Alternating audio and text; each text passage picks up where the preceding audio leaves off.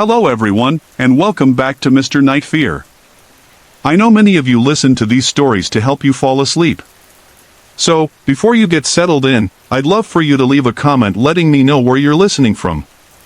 And if you're enjoying the episodes, don't forget to like and subscribe to the channel. Now, let's get comfortable, relax, and begin. I was 16 the summer Mom and Dad bought the weather-worn ranch house on Willow Creek Road. On the real estate flyer it looked harmless, a pale blue fixer-upper on an acre of woods with a narrow stream glinting in back. For my parents, Michael and Caroline, flipping houses was their way out of a bruising layoff. For my kid sister Megan and me, it felt like another forced restart in a town full of strangers. During daylight the place smelled of fresh-cut lumber and the lemon cleaner Mom used on the cabinets. But at night, after the last power tool went quiet, the silence felt thick, like the house was remembering old conversations it wanted us to hear again. The first sign was a whisper that slipped through the darkness just as I drifted toward sleep. "Ethan, come here." It was my mother's voice, casual, impatient, exactly right. I answered half awake, "What?" Only to remember she'd turned in hours earlier. The bedroom door stayed shut, but the mattress dipped with sudden cold, and I knew I wasn't alone. Weeks later the whispers grew bolder, sometimes copying Megan's giggle, sometimes Dad's low baritone. They always stopped the moment I fully woke, leaving me staring into shadows that pulsed like slow breath. Then came the paralysis. I'd surface from a dream and find my body frozen. My eyes refused to open, my lungs shrank under an invisible weight pressing hard against my chest. In that blind stillness I sensed someone standing inches from my face, close enough to smell damp earth and faint cigar smoke. The harder I fought, the heavier the pressure grew, until a sudden gasp snapped everything loose. Each time I could move again, the room looked perfectly ordinary, yet the feeling that I'd been inspected lingered till morning. The worst night bled into early October, when cold air had just started shouldering through the windows. I woke to Megan shaking me, her freckles pale beneath the hallway light. "Dad's in the living room," she whispered. "Something's wrong." Dad occasionally nodded off during late-night TV, so I wrapped a blanket around my shoulders and followed her. Halfway down the hall I felt it, air so dense and wrong it tasted metallic. Moonlight spilled through the picture window, and there on the sofa sat a shadow. It had Dad's outline, broad shoulders, relaxed posture, but no features at all, just a slab of moving darkness. "Dad?" I called. The shape didn't blink or breathe. Instead, its head began to rotate, slow as a rusty hinge. An icy ripple rolled up my spine, instinct screamed run. Megan bolted first, and I slammed the bedroom door behind us. We huddled beneath the desk lamp until dawn painted the walls pink. At breakfast Dad swore he had slept upstairs the whole night. He even showed us his phone sleep tracking app, 7 unbroken hours. Mom listened, lips pressed thin, but said nothing. We stayed 2 more years. Renovations finished, paint dried, cupboards gleamed, yet the house never felt empty. The whispers came and went, and the paralysis cornered me maybe once a month. Senior year, on a frosty January morning, a for sale sign appeared on the lawn. By spring we were gone, the silence finally someone else's problem. Last Thanksgiving, over pumpkin pie, Mom finally admitted she'd heard her own name on the walls and seen muddy footprints appear overnight on the clean kitchen tile. She kept quiet back then, afraid the truth might break us. I'm grateful she waited, because I already carry enough of Willow Creek Road into every dream. Maybe the house is still out there, waiting for another voice to imitate. What would you have done if you'd heard your own name drifting out of the dark?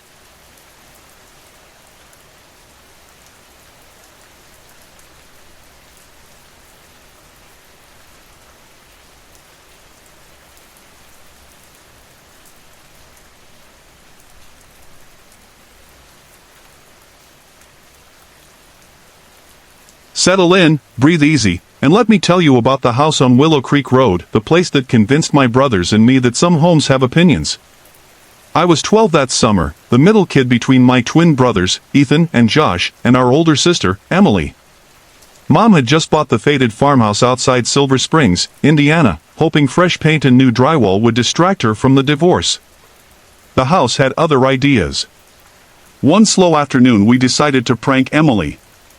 We balanced a coffee tin packed with forks and spoons on the top edge of her bedroom door, then wedged a soup spoon into the hinge so the door couldn't open quietly. The plan was to call her in, wait for the crash, and laugh ourselves breathless. Before we even shouted her name, the house did the job for us. Metal slammed against wood, ringing down the hallway like a dropped toolbox. We sprinted back, expecting Emily's outraged shout, but her room was empty, the door flung wide. Forks and spoons glittered across the carpet as if someone had scattered them by the handful. No breeze, no footsteps, just the faint smell of cold iron and a sense that we'd been out-pranked. That was the first time I heard it laugh. Weeks later I stepped from my room and felt a breath brush my ear. A girl's voice, soft as dust, whispered, "Angel." I whirled around, nobody. Still jittery, I wandered to the kitchen where Mom was polishing one of her porcelain angel statues, oblivious. The coincidence shouldn't have chilled me, but it did. I said nothing, the word was already echoing too loudly inside my head. Night fell early in late August. I woke to the clink of metal. My digital watch, my pride and joy, lifted off the shelf beside my pillow, hovered, and dropped. Lifted, hovered, dropped. 3 times. A broken toggle switch, dead for years, began clicking the overhead light on and off, casting the room in a nervous strobe. The temperature plunged, each exhale fogged in front of my face. Then, as suddenly as it started, everything stopped. The dark felt empty again, but I stayed under the blankets until morning. Even the bathroom wasn't neutral ground. More than once I heard heavy, deliberate footsteps leave the tiny toilet stall, yet no one ever came through the only doorway. By then, strange had become routine. Emily got the worst of it. One Saturday she lounged on the couch, scrolling her phone, when an invisible weight settled on her lap. Our shepherd mix, Max, bared his teeth at the empty air, hackles up. Emily yelled, "Get off!" The couch springs bounced as the pressure vanished, and Max relaxed like nothing had happened. Mom kept renovating, new studs, fresh insulation, and the activity spiked every time a wall came down. We joked the ghost had a lease. After Mom died years later, the place passed to a flipper with big plans. He gutted the living room, then quit before the drywall arrived. The property changed hands twice more, each buyer leaving faster than the last. Now the farmhouse lists online as a unique opportunity, its windows boarded, grass waist-high, mailbox stuffed with yellowed flyers. I still drive by when work takes me north. The porch light flicks on even though the power's been cut, and for a heartbeat I smell cold iron again. I imagine forks raining on a carpet and a child's voice calling Angel in an empty hallway. So tell me, if a house warned you it didn't like your plans, would you keep remodeling? Or would you listen to the walls before they start answering back? Some doors, once opened, never stay closed. Sorry to interrupt. If you're enjoying the story, let me know in the comments and tell me where you're watching from. Don't forget to like and subscribe for more.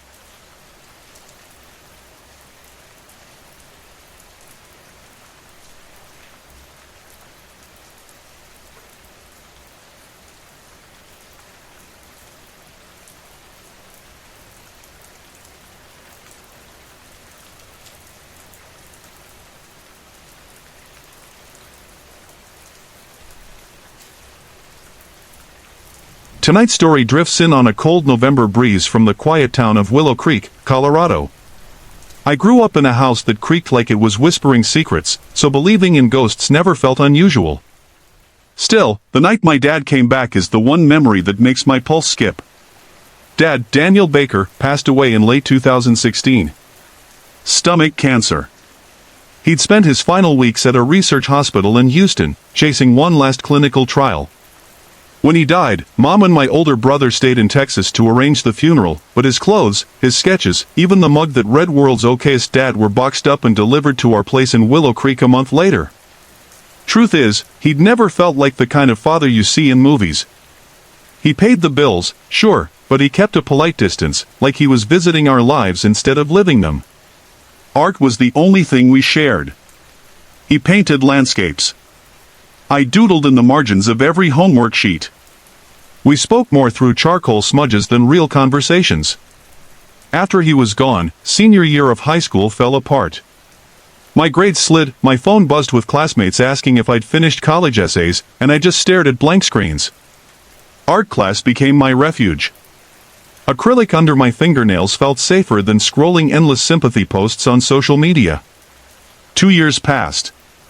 Grief fossilized into something heavier, regret. Then, one January night, I jolted awake, throat dry. The house was silent except for the old heater rattling in the basement. I padded to the kitchen, flipped on the light, and froze. Dad sat on the plaid sofa like he'd never left. Not the gaunt man I kissed goodbye in Houston. This version looked healthy, sun-touched, blue eyes bright. Warm light haloed him, though every other bulb in the house flickered half-dead. I should have screamed, but a calm settled over me the way snowfall hushes a forest. "Couldn't sleep?" he asked, voice steady. "Just needed water," I managed. He patted the cushion beside him. "Grab your sketchbook. Show me what you've been working on." My sketchbook was never more than an arm's length away.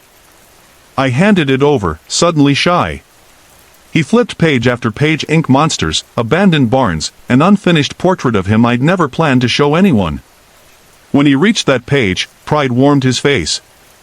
The edge of his mouth quirked into an honest smile I hadn't seen since childhood. "You're doing great, Em," he whispered. 3 simple words, yet they filled the room like music. The hallway floorboards groaned. Mom's sleepy voice drifted from upstairs. "Emily, can you bring me some water?" I looked at Dad, panic prickling my skin. If I left, would he disappear? He nodded, as though he'd heard her too. "Go on. I'll be right here." I raced to the bathroom, filled a glass, jogged back. The sofa sat empty. My sketchbook lay open to the portrait, a single pencil resting across the page. The microwave clock glowed 1:13 a.m. Morning sunlight eventually pried me from sleep. Over cereal I told Mom what I'd seen. Her spoon paused mid-air. "I woke up around 1:13, she said slowly. "Swore I heard the storm door slam and a car peel away down Maple Street. Folks in Willow Creek say a door slams when a soul passes through. I never put stock in that legend until then. I've replayed that night 1,000 times. Dad didn't come back to haunt us. He came to finish a conversation we never started, to tell me the one thing I needed before I could step forward. I still wish I'd said more, told him I loved him, asked why he kept his heart walled off. But maybe unfinished words are part of being human. When the house gets quiet and the heater clicks off, I thumb through that sketchbook. The pencil he left behind is still there, a thin graphite line exactly where his hand set it. And sometimes, in the hush before dawn, I swear I smell fresh turpentine and hear him say, "Keep drawing, Em.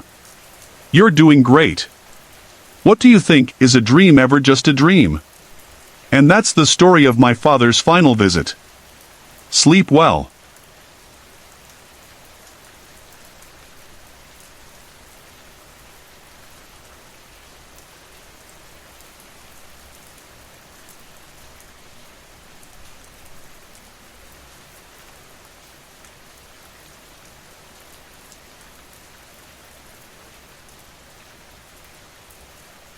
Let me take you back to the fall of 2002, when my best friend Amber and I rented a ground-floor apartment at Laurel Oaks Terrace in Silver Springs, Ohio.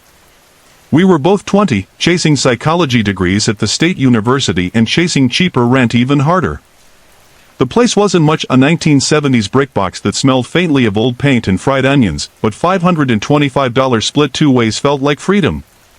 You stepped straight into the living dining combo, a beige carpet square framed by wood panel walls. To the left was my bedroom, the master only because it touched the street-side window. A stubby hallway on the right led to Amber's smaller room and the single bathroom. The galley kitchen sat behind the living room, its back door opening onto a cracked sidewalk that snaked toward the dumpsters and an aging fuse panel bolted to the brick. That October my mom, Janet, flew up from Tampa to see how her youngest was holding up. She brought home-cooked curry in Tupperware, fretted about my caffeine habit, and insisted on helping with chores. For 7 uneventful days she folded laundry, quizzed me on exams, and marched the trash out every afternoon. But the night she returned from a weekend visit with my sister in Chicago, something changed. It was 4:30 p.m., golden hour light slanting through the kitchen blinds, when Mom hefted a trash bag and stepped outside.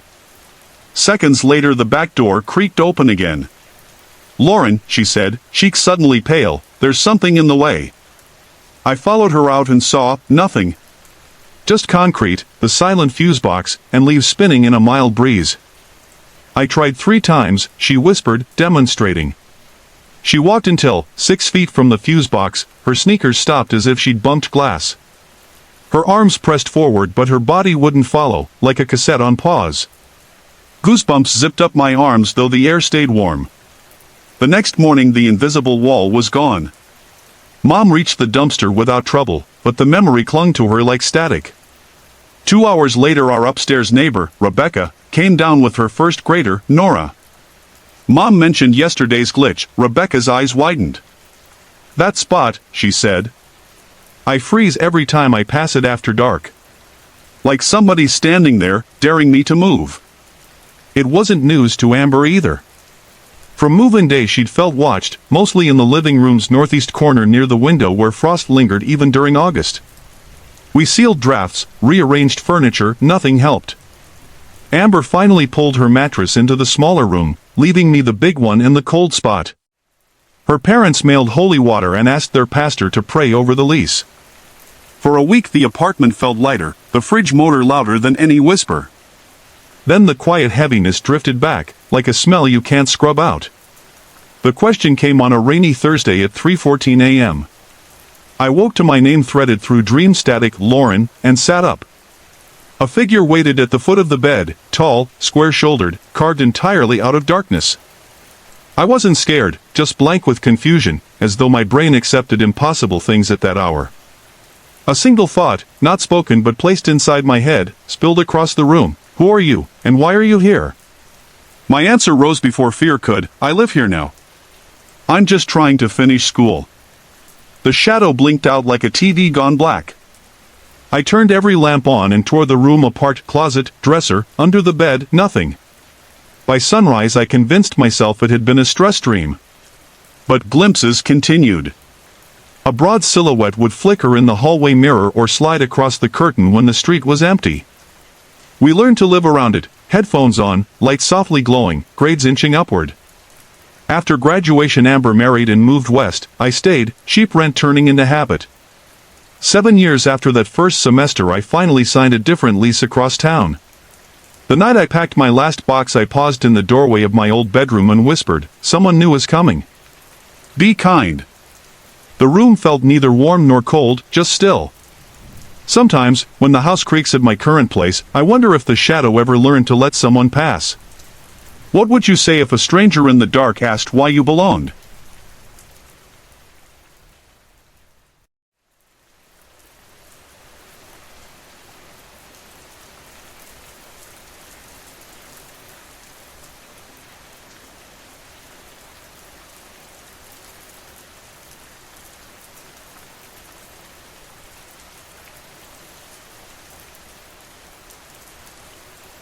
Lean back, get comfortable, and listen to how a skeptical kid from Maple Grove, Ohio learned that the unseen sometimes sees us first. All through elementary school I treated ghosts like comic book villains, fun to swap stories about, nothing more. That changed sophomore year when I met my new lab partner, Kim Reyes. Kim was the kind of friend who noticed everything: loose ceiling tiles, birds nesting in traffic lights, edits in the morning announcements. She also noticed things no one else could: soft taps in empty hallways, voices warping in and out of the PA system, trails of gray mist curling behind lockers. Kim said her grandmother, a devout Catholic from New Mexico, taught her prayers for protection and tied red yarn bracelets around her wrists to keep trouble away. I nodded politely and assumed it was family folklore. One Friday in biology Kim and I snagged the seats by the windows, white cinder block walls, fluorescent hum overhead. While we joked about our weekend plans, her gaze slipped past me and froze. "Don't move," she whispered. A shadow darker than any reflection hovered over my shoulder. I felt it before I saw it, a chill like someone opening a freezer door behind my neck. The instant I turned, the shape dissolved into the glare of the overhead lights. Kim swallowed hard. "You saw that too, right?" I managed a nod, heat pounding in my ears. Weeks later, the school bus dropped our leadership club at Cedar Falls Technical College for a career workshop. The culinary students served lunch in their mock restaurant, linen tablecloths, and polished silver everywhere. While our mentor droned about goal setting, I caught movement across the room. The corner of a tablecloth lifted 3 inches, maybe 4, hovered, then settled as soon as I blinked. No air vents, no open doors. Kim's fork stopped halfway to her mouth. She'd seen it too. We didn't finish our dessert. I told myself weirdness only tagged along when Kim was near until the kitchen utensils in my own house started acting out. One night Mom's ladle jumped from the dish rack to the floor with a clang that rattled every pot. Another afternoon I stepped from a steamy shower and found the vanity drawer, one I'd left open, pushed snugly shut. Windows closed, cats asleep, nobody home. I laughed it off, but the air smelled faintly of ozone, like right before a storm. Late November 2016, the flu hit me hard. Around 3 a.m. I finally collapsed into bed, feverish and empty. An hour later I woke to what looked like smoke pooling around the wall outlet. Panic jolted me upright. I half expected sparks. The smoke held its shape, a dense white cloud, swirling but never rising. It faded when I leaned closer, leaving the room colder than before, and somehow I wasn't afraid. The presence felt observant, not hostile. Christmas break brought bigger changes. My sister left for a semester abroad, and I moved into her brighter bedroom at the front of the house. While hauling boxes I left my laptop on the old dresser in my former room. Minutes later music drifted down the hall, one of my favorite tracks from a playlist I hadn't touched in weeks. The laptop sat open, volume halfway, screen unlocked. Browsing history? Empty. I powered it down, pulse racing, and tried to focus on stringing lights around the new headboard. Stranger still, Mom and I were online filing a lost luggage claim for my sister when the page refreshed itself. In the address field, a single word appeared in block letters, dummy. Mom squinted, typed backspace twice, shrugged, and chalked it up to the website glitching. I wasn't convinced. The night that sealed it for me came in early spring.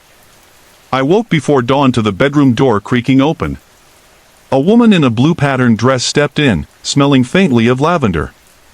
She whispered something I couldn't catch, pressed a warm kiss to my forehead, and walked out. When I stumbled downstairs later, the house was empty. Mom didn't return from the store until noon.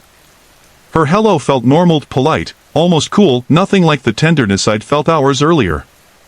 These days the activity is sporadic, occasional blue orbs flicking down dark hallways, a cold hand brushing my ankle as I drift off, a single bout of sleep paralysis where a decayed voice hissed prayers I didn't recognize. Oddly, fear rarely follows. Curiosity does. I wonder if meeting Kim flipped a switch in me, or if the switch was always there, waiting for someone else to notice first.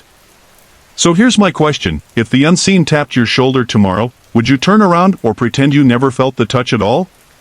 Some of us don't choose to believe, belief chooses us.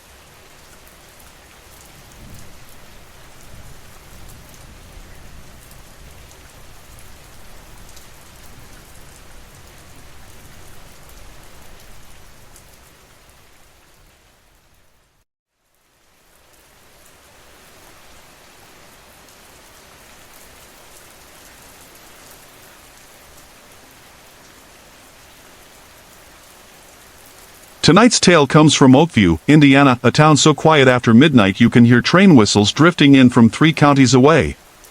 My name's Jenna Carter, and for as long as anyone can remember I've talked in my sleep. Mom swears I giggled through naps as a toddler, college roommates filmed me debating the ceiling at 3 a.m., and my boyfriend, Mark, once woke to see me crouched on the mattress like a startled cat. Harmless quirks, we always said, until 2 nights, not so long ago, rewrote that word harmless. The first incident began with a feeling, not a sound. I snapped awake, irritated, certain somebody was in our bedroom rifling through the dark. I bolted upright vampire style, Mark likes to joke. In the far corner hung a scrap of deeper black, unnaturally still. Instead of fear, annoyance bubbled out. "What do you think you're doing?" I barked. "Get out, I'm trying to sleep." I grabbed Mark's pillow and flung it at the shadow. The moment cotton hit that corner, the darkness simply wasn't there anymore. I collapsed, anger cooling like dying embers, and drifted back to sleep. Morning sunlight found us tangled and confused. Mark rubbed a sore shoulder. "Why'd you steal my pillow and hurl it across the room?" he asked. I laughed, then fell silent, because I remembered everything. It hadn't felt like a dream at all. 2 weeks later, irritation yanked me awake again. Street lamp glow slipped through the blinds, striping the wall in pale gold. In front of the curtains, a silhouette danced, small, wiry, maybe 7 years old. Arms flailed like Peter Pan's runaway shadow. "Cut it out!" I snapped. "Go away!" The figure froze. Slowly, theatrically, it pressed tiny palms to invisible cheeks, fingers splayed in mock surprise. My heart hammered so hard I tasted copper. I scolded it again, and it slid sideways against the wall, flattening into the folds of fabric, trying to vanish. I leaned forward, eyes narrowed. "I still see you." Whether it faded or my eyes surrendered, I don't know. Exhaustion won, and I collapsed onto the mattress. Stress only grew, bills stacking, deadlines piling, sleep thinning to a thread. That's when the night terrors arrived, raw and cinematic. The worst hit after a double shift. I surfaced from a nightmare and found our thick down comforter hovering 2 feet above my legs, as though invisible hands gripped each corner. For one breathless second I couldn't move. I pictured it dropping, sealing me in, smothering every scream. Instinct broke the spell. I let out a howl so primal Mark later admitted it froze his blood. The blanket collapsed, and so did I, shaking hard enough to rattle the frame. Doctors talk about stress hallucinations, sleep-wake disorders, overactive imagination, comforting theories, but none explain the blanket or that playful shadow that behaved like it knew me. Nights have quieted since we moved across town, though every now and then, Mark catches me muttering into darkness, and I dream of curtains rippling without wind. So tell me, have you ever blinked awake and wondered whether your room was suddenly occupied? Sleep tight.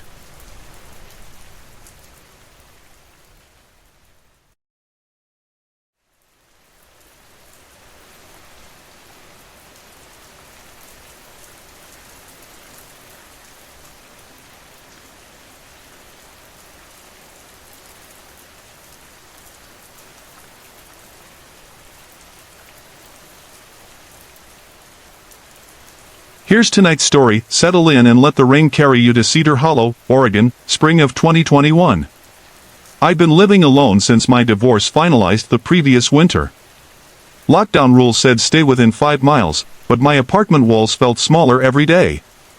So one Saturday I loaded my beat-up 1978 Ford Bronco with a bedroll, a cooler of cheap beer, and Daisy, my buddy Ethan's scrappy little Jack Russell who hates being cooped up even more than I do, and pointed the truck toward the national forest just outside town. The sky was stitched with gray when we started, the kind of clouds that promise soft, steady rain instead of a storm. We took the long way, stopping every few miles so Daisy could sniff fallen logs and I could snap half-hearted photos of moss-covered barns. Dusk caught up to us on a narrow dirt spur veering off State Route 6, a road so empty it felt borrowed from another time. After a dozen winding turns the trees opened onto a clearing, and there it was, a sagging wooden church no bigger than a one-room schoolhouse. White paint peeled like sunburned skin, windows were either missing or webbed with cracks, and the steeple leaned as if exhaling its last in decades ago. A faint charcoal smell hung in the drizzle even though the shingles looked merely rain-rotted. Daisy pressed against my leg, tail low. "Easy, girl," I whispered, but her tremble said she wanted nothing to do with the place. I should have listened, yet loneliness makes strange companions. Phone in my pocket, no bars anyway, I crossed the weed-choked yard.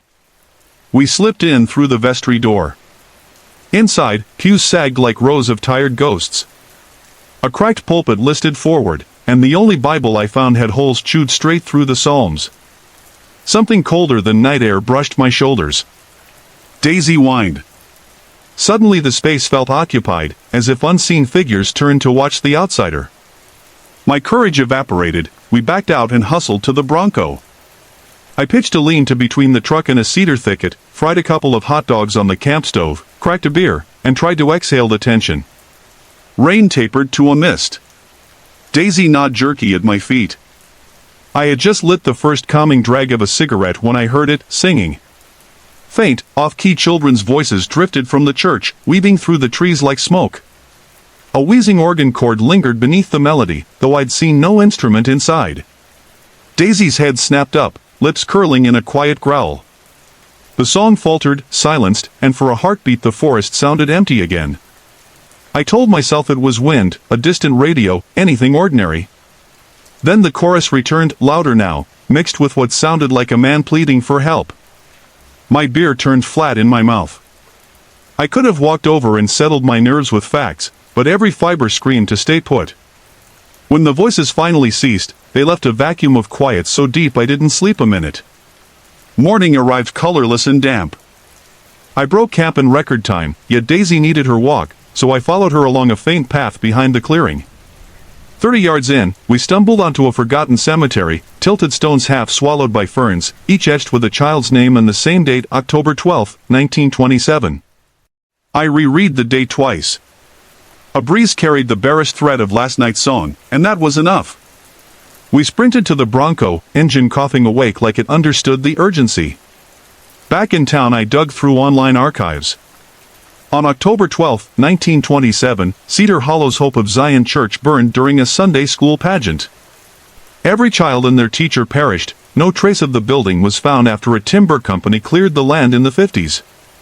3 weeks later I drove the same forest road in daylight. The cemetery still slept beneath the ferns, but the clearing where I'd parked was empty, no boards, no steeple, only a circle of blackened earth as if something had stood there, smoldered, and vanished. I haven't been back. Some nights, when rain taps the window just right, I swear I can hear a shaky organ chord under the patter, and a child's voice half a county away asking if anyone's coming to save them. And that's where I'll leave it. What do you think really happened out there?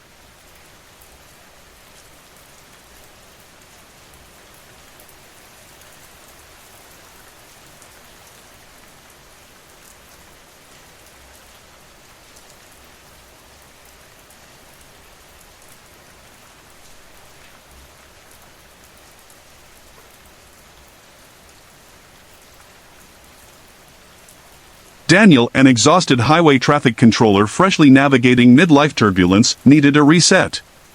So he and his lifelong friend Heather, the no-nonsense big sister he met at 17, packed her rattling Subaru and pointed it toward Cold Creek Pass, a 6-hour ribbon of two-lane road that threads the Appalachian borderlands between North Carolina and Tennessee. June should have meant fireflies and warm breezes, yet a freak cold snap draped the mountains in breath-white air. Riding shotgun was Pippa, Heather's scrappy Jack Russell mix, forever ready to convert wanderlust into nose prints on the window. Traffic control crews, old co-workers waving paddles like slow-motion conductors, delayed them, but twilight finally delivered the trio to Frost Hollow's only roadside inn. Late the next morning they detoured down a washboard track and found an abandoned hillside cemetery, its wrought iron gate rusted open as if time itself had forgotten to lock up. Silver mist clung to weather-chewed headstones from the 1800s, lamb-carved markers leaned at uneasy angles in the children's section. Daniel felt it first, a gentle tug on his canvas jacket, precisely child height. He turned, nothing but bending grass. The tug came again, playful, impatient. A yard away, Pippa flopped onto her back, tail thrumming while invisible fingers scratched her belly. Heather's protest died on her lips as the dog yipped with unfiltered joy at an unseen playmate. Following Pippa's eager zigzags, they stopped at a lichen-blurred stone the size of a shoebox. Heather knelt, tracing letters with gloved hands. Amelia, age 7, she whispered. Died 1867. Tears glimmered in the cold light. Daniel unclipped Pippa's collar, set it atop the marker like a borrowed toy, and whispered thanks. Heather laid wild daisies beside it. The air seemed to sigh relieved, almost warm, as though the mountain accepted the gesture. Back at the car, Pippa curled up, content and mysteriously tired. Daniel drove on, heart lighter, pondering how kindness can echo long after breath is gone. If a forgotten child asked for one more game of fetch, would you stop to throw the stick?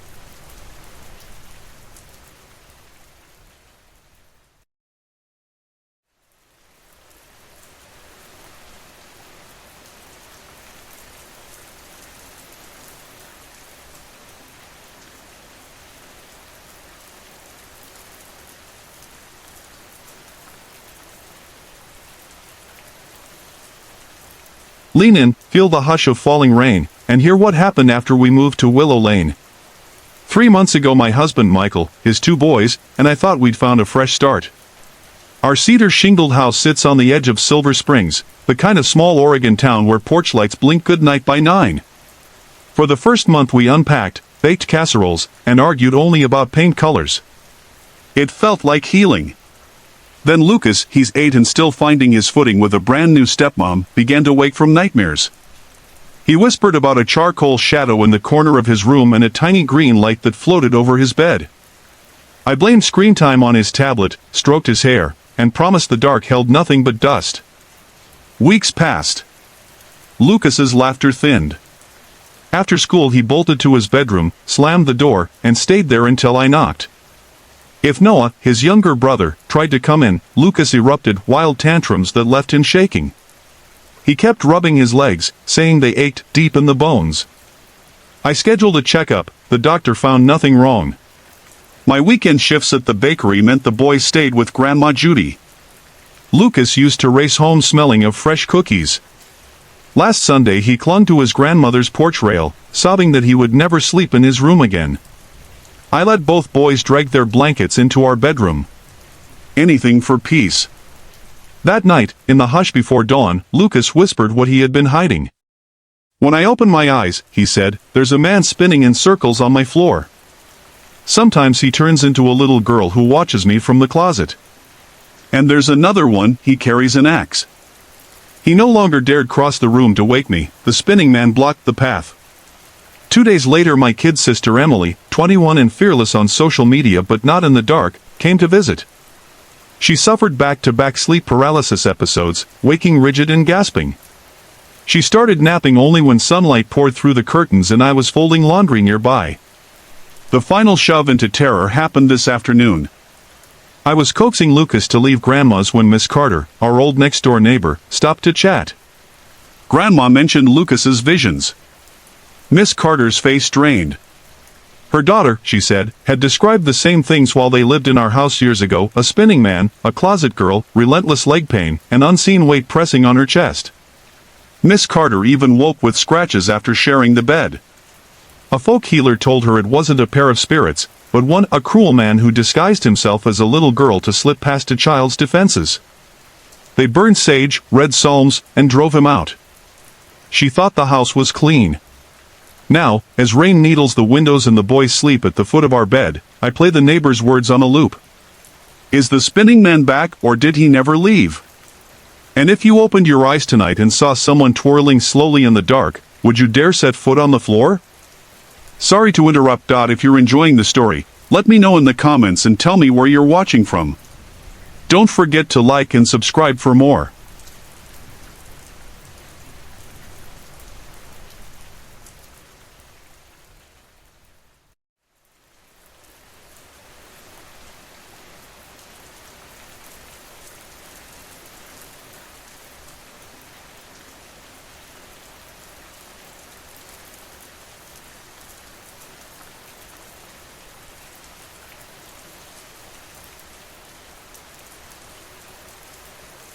I'm Sarah Mitchell, a 38-year-old single mom trying to keep life together in the leafy town of Silver Springs, Oregon.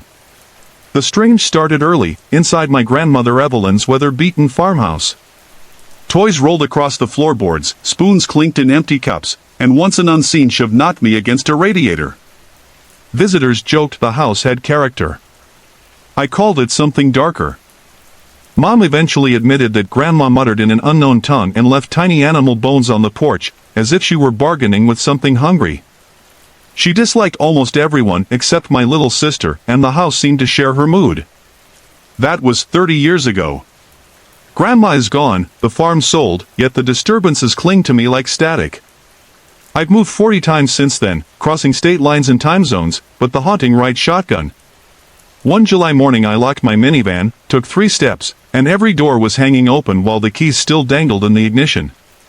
Inside the rental, smoke detectors scream even with dead batteries. Under each alarm I glimpse a 7-foot figure, long cloak, reptile-thin face, skin slick as oil. When it vanishes, the plastic housing still swings on its screws. A pyramid of dead flies once appeared outside the garage, wings rattling like dry leaves. Sometimes I smell sweet antique perfume that sours into sewer rot. Cupboard doors fitted with metal rings clatter after midnight. If I stare, they freeze, waiting for me to blink. A black sphere the size of a bowling ball zips across the living room while my cat lunges, hissing. My kids feel it too. Ethan, 12, whispers about a hooded man leaning over his bunk after lights out. Emily, 9, dreams of a boy with jagged teeth peering over the mattress slats. We keep small lamps glowing amber through the night. Paranormal investigators caught a toy marching across the carpet and heavy boots pacing an empty hallway. Mediums burn sage until the paint peeled. Each cleanse buys a few quiet hours before the banging returns, steady as a heartbeat behind the walls. Prescription pills grant 4 hours of restless dozing before a voice yanks me awake by hissing Mom from the shadows. I'm tired of holding a mental shield that keeps crumbling at the edges. Hope feels like wallpaper in an abandoned motel, still hanging, but one good tug from falling away. Some nights I wonder if belief feeds the thing, or if disbelief invites it closer. Have you ever sensed eyes on you when no one was there? If you know how to break a bond like this, I'm wide awake and listening.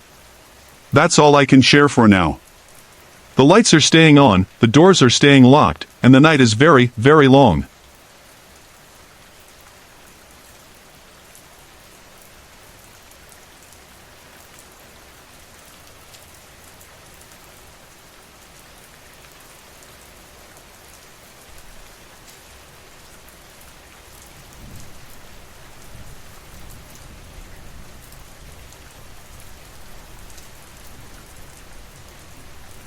This story comes from Emily in the quiet Midwestern town of Silver Springs.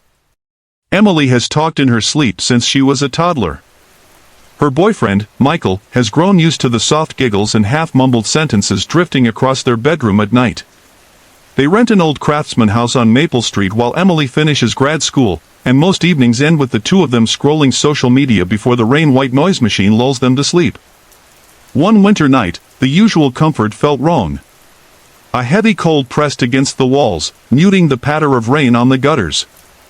Emily jolted upright, irritation flaring like a static shock. She was certain, absolutely certain, someone stood in the room, watching. Her eyes swept the darkness. At first she saw nothing but the pale outline of the dresser and the soft glow of the phone charger. Then a ripple of deeper shadow peeled away from the open closet door. The shape was man-sized, its edges blurred like smoke beneath a street lamp. Emily's voice, still half dreaming, slid out before thought could stop it. "You can't stay here," she said, her tone oddly scolding, as if she were telling a rude stranger to leave a grocery line. The figure tilted its head. The closet light flickered even though the switch was off, and the smell of old basement flooded the room. Michael stirred. "Em? You okay?" he mumbled, still tangled in sheets. Emily's anger spiked. She pointed at the thing. "Get out!" The air vibrated, a low thrum inside her ears, and for a breath the entire room felt too small. The shadow retreated one pace, then another, and melted into the dark doorway. When Emily snapped on the bedside lamp, the closet hung empty, clothes swaying as if someone had brushed past. The next morning, she remembered every detail, rare for a lifelong sleep talker. Michael confirmed she had sat upright and spoken, but he'd seen nothing else. Days passed. Each night Emily placed a tiny bell on the closet knob. Twice that week she woke to its thin jingle and the same rotten earth smell clinging to the air. Emily wonders whether the house holds an old secret or whether her restless mind finally slipped open a door it cannot fully close. What do you think slipped back into the closet when the light returned?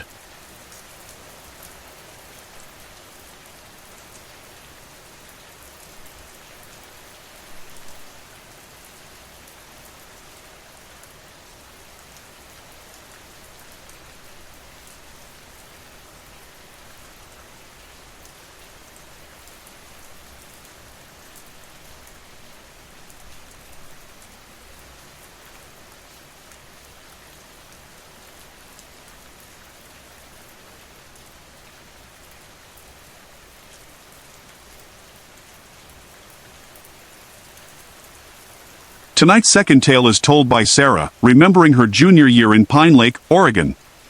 Sarah grew up practical, focused on homework and track meets, never giving ghosts a serious thought until she became lab partners with Kayla Robinson. Kayla lived on the edge of town in a weather-beaten farmhouse rumored to have been a stagecoach stop. She wore a silver thumb ring, quoted urban legend blogs, and claimed the world ran thin in places most people ignored. During lunch one gray October day, Kayla asked if Sarah ever noticed the static people skimming the hallway corners. Sarah laughed it off. Yet that same afternoon, as the two girls sat near the rear windows of history class, Kayla's gaze drifted to the blank whiteboard. Her amber eyes tracked something invisible, and she began to nod, murmuring soft replies.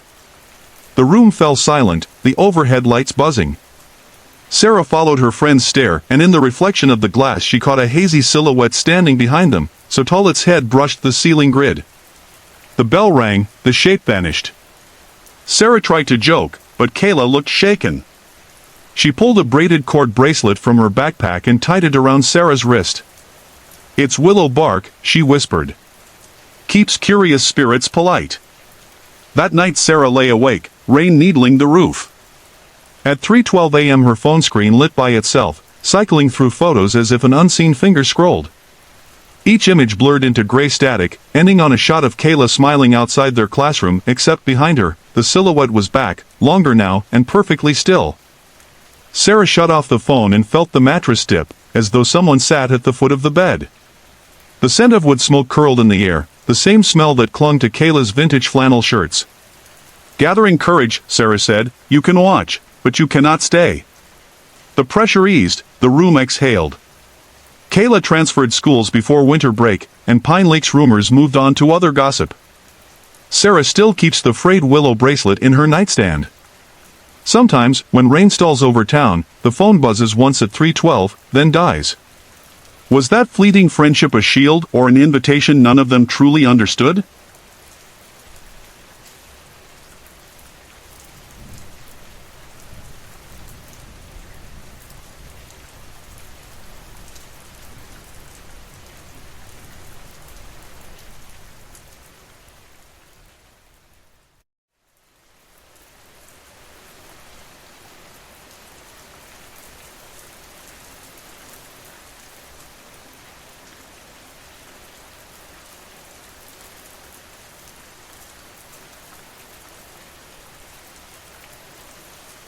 Our final story tonight comes from Lily Turner, who in 2002 moved with her college friend Rachel to a budget apartment in Willow Creek, Vermont. The building was a squat 3-story brick block beside the river, its hallway carpet forever smelling of old coffee. Lily's mother, Diane, flew in from Phoenix to help her settle. Diane filled the tiny kitchen with homemade casseroles and, every afternoon, took the dumpster run so the girls could cram for finals. During her first week, nothing felt strange. But when Diane returned from a weekend visit to her elder daughter in Boston, she noticed the air inside the unit had cooled despite the May sunshine. Late that afternoon, rain clouds rolled over the Green Mountains.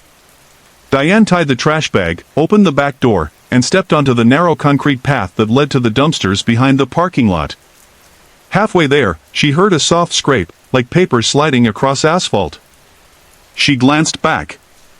The kitchen door she'd left ajar had swung wider. In the frame stood a tall, pale man wearing a charcoal suit far too formal for student housing. Diane blinked. A gust rattled the recycle bins. The suited figure was suddenly inches closer, though no footsteps touched the gravel. His face seemed unfinished, features blurred as if beneath frosted glass. Instinct told her to keep moving. She dumped the bag, turned. He now blocked the path, listless arms hanging, head tilted in curiosity. "I'm just visiting," Diane said aloud, voice steady. The man's lips parted in a silent breath, and the fluorescent stairwell light behind him flickered off, then on. When it returned, he was gone. Only the smell of rain-soaked stone remained. Inside, Diane found the apartment lights dimming in slow pulses, shadows stretching toward the kitchen. She traced a trembling finger over the cold metal of the back door knob, then shut and locked it. She never told Lily the reason her flight home left at dawn the next day. Years later, Lily returned to pack the last of her college boxes. As she stood at that same door, thunder rolled and the knob turned by itself, 2 deliberate clicks, then silence. Lily wonders whether her mother's calm acceptance spared them that night, or whether the river apartment was always a stopover for something searching the halls. If you had opened that door, would you have stepped out, or stepped aside?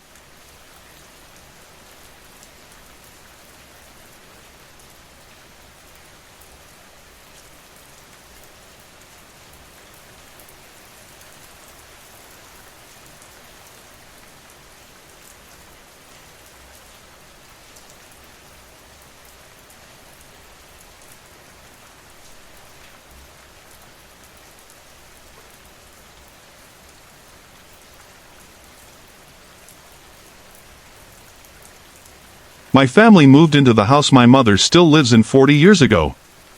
I was about 13 years old at the time, and that house became the backdrop for so many beautiful memories of my childhood.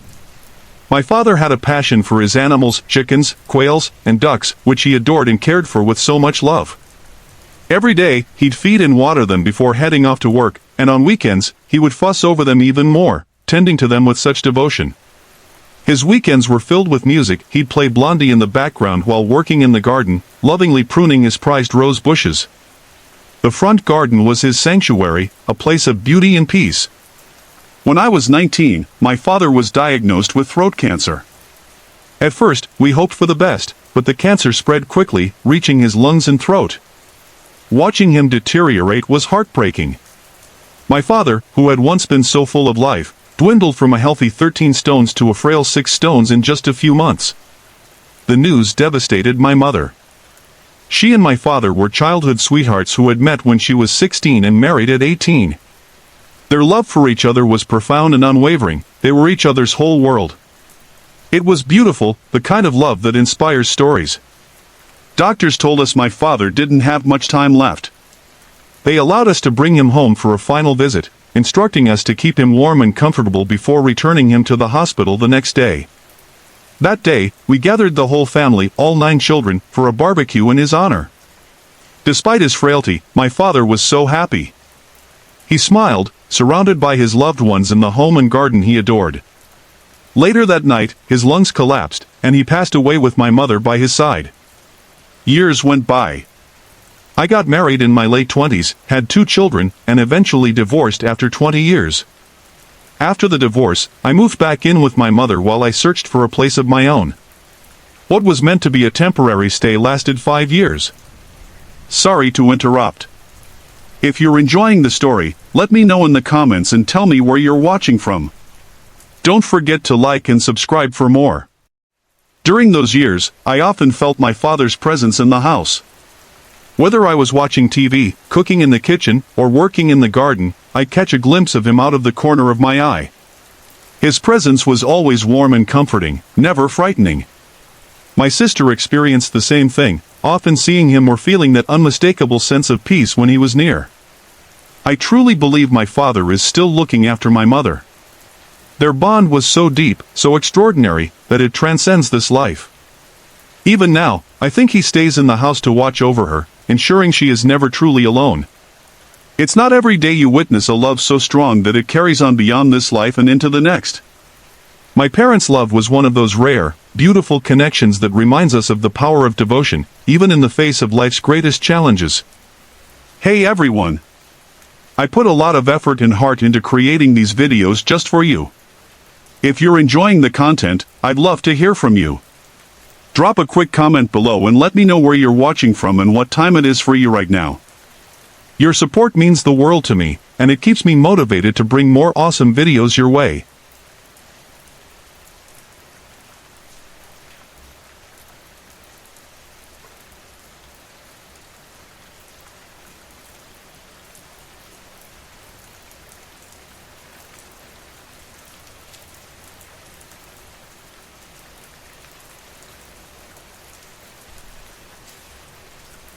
When I was 5 years old, my family moved to Coburg, a suburb of Melbourne. Our new house was old and had a lot of character. My bedroom wasn't actually a bedroom, it was the old dining room. My sisters shared one of the front rooms, and my parents had the other. The first night in the house, something happened that I'll never forget. As I lay in bed, I saw a lady with no feet glide silently into my room. She moved slowly, her form fading until she reached the cupboard, where she disappeared completely. I was terrified. My mouth wouldn't work, and it took me a full minute to gather the courage to yell for my parents. My dad came in, and I quickly told him what I had seen. He reassured me with the usual line, "There's no such thing as ghosts." From that moment on, I knew I was on my own. He told me not to worry and go back to sleep, but I couldn't. That night, I slept with my back to the door, afraid of what might come through it. The next night, I forgot about keeping my back to the door. Sure enough, I saw her again. She took the same path into my room as before, moving silently and disappearing by the cupboard. This happened 7 times that night before I eventually fell asleep. Over time, I got used to her visits. I was still frightened, but I couldn't change what was happening, and my dad wasn't going to believe me. Night after night, I watched her glide into my room. I started to feel more curious than afraid. What were ghosts, really? Why was she here? Then, one night, something different happened. Just after my dad had closed my parents' bedroom door, I saw a white flash dart across my doorway. I was already on edge, so I decided to face the wall to block out whatever might come next. That's when I noticed a strange light on the wall, bright and circular, like a flashlight, but coming from nowhere. I sat up, trying to figure out where it was coming from, but there was no source. As I lay back down, staring at the light, a shadow partially blocked it. The shadow had a robotic shape, with skinny arms reaching toward me. It opened its mouth, revealing square-shaped teeth. I froze, convinced it was trying to hurt me. After what felt like forever, I finally found my voice and screamed for my dad. My dad came rushing in, but as usual, he dismissed it as my imagination. I was starting to feel truly alone in all of this. The next day, my dad tried to help in his own way. He got me a nightlight, thinking it might ease my fears. It turned out to be a mistake. That night, with the nightlight on, I could see the ghost lady much more clearly. The detail made her even scarier. I turned to face the wall, trying to avoid looking at her. That's when I felt 2 light taps on my back. I turned my head, and there she was, right next to me. I couldn't scream. I couldn't move. All I could do was pull the blanket over my head and face the wall. I started repeating the same thought over and over in my head, flowers, flowers, pretty flowers. I kept saying it in my mind until I finally fell asleep. The nightlight never stayed plugged in again. It didn't make me feel safe, it made everything worse. For the next 3 years, until we moved out when I was 8, I saw the lady every night I faced the door. She never spoke or made a sound, but her silent presence was inescapable.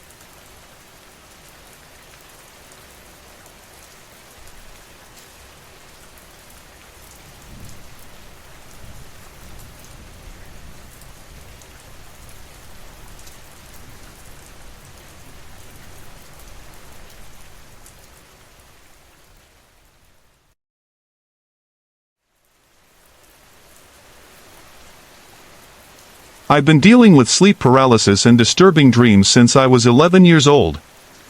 Over the years, it's gotten worse, especially in the past 2 years.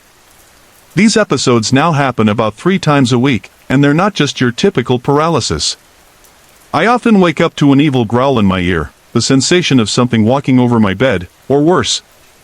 One of the most terrifying experiences happened when I was 16.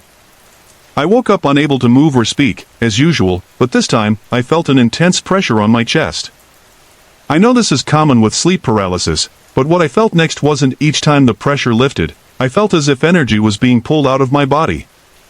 It's hard to explain, but it was like something was draining my life force. Desperately, I tried to wiggle my fingers and toes, a trick that sometimes helps me break out of paralysis. Finally, I managed to sit up. Terrified, my first instinct was to run to my parents' room.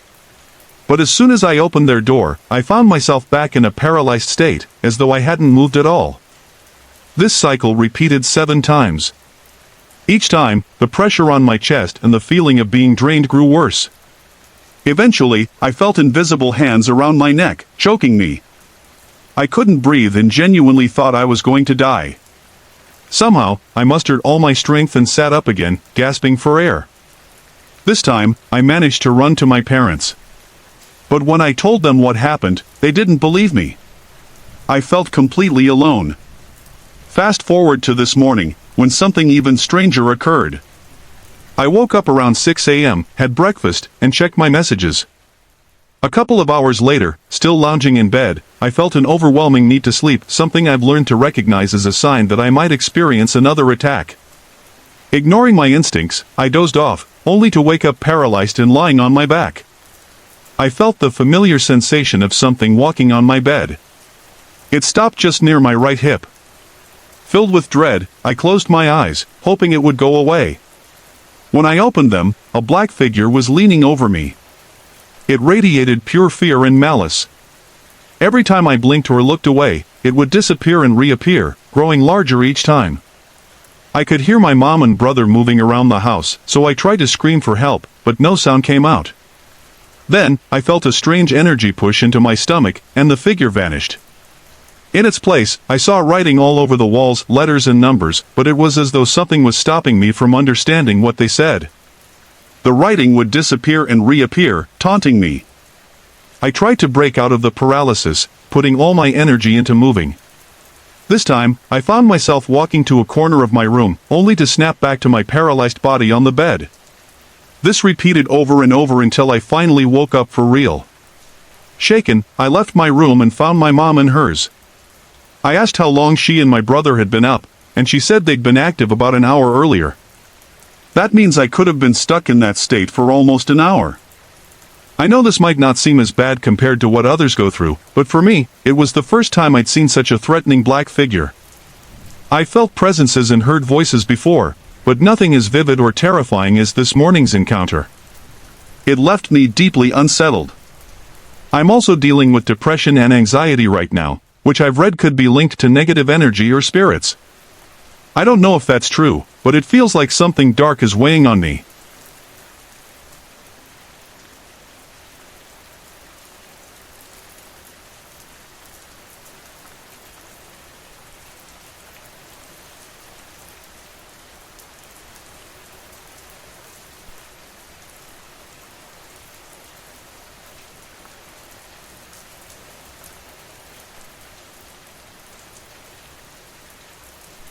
Bedford Park, a southern suburb of Adelaide, seemed like an ideal location for university students.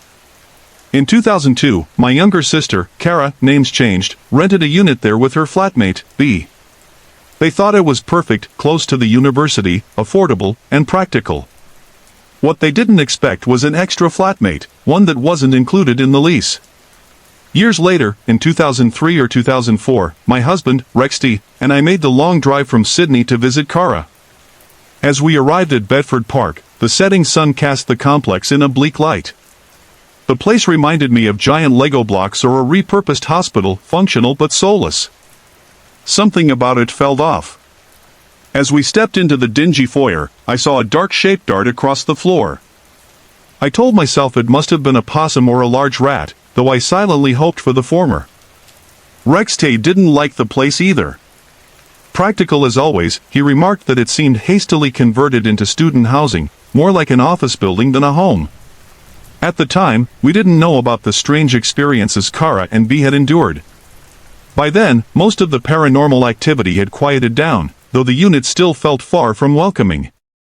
Eventually, B moved to the unit above Kara's when her sister, Debbie, came to stay. The layout was identical. The front door opened into the living/dining area, with the master bedroom, second bedroom, bathroom, and kitchen arranged in a quadrant. However, the new unit proved even more unnerving than the first. B and Debbie often heard loud, unexplained footsteps and persistent knocking sounds throughout the day. Despite checking with their neighbors and inspecting every inch of the unit, they couldn't find the source of the noises. One afternoon, while home alone, B heard loud banging coming from the bathroom. She searched the entire unit, but everything seemed in place. Doors were shut, windows closed, and there was no draft. The banging intensified. It sounded as though someone were kicking the bathroom door. Despite her nerves, B cautiously approached, only to find the door still securely shut. Frustrated and frightened, she called her parents, who arranged for a pastor to cleanse and bless the unit. As before, the activity subsided for a while but never fully stopped.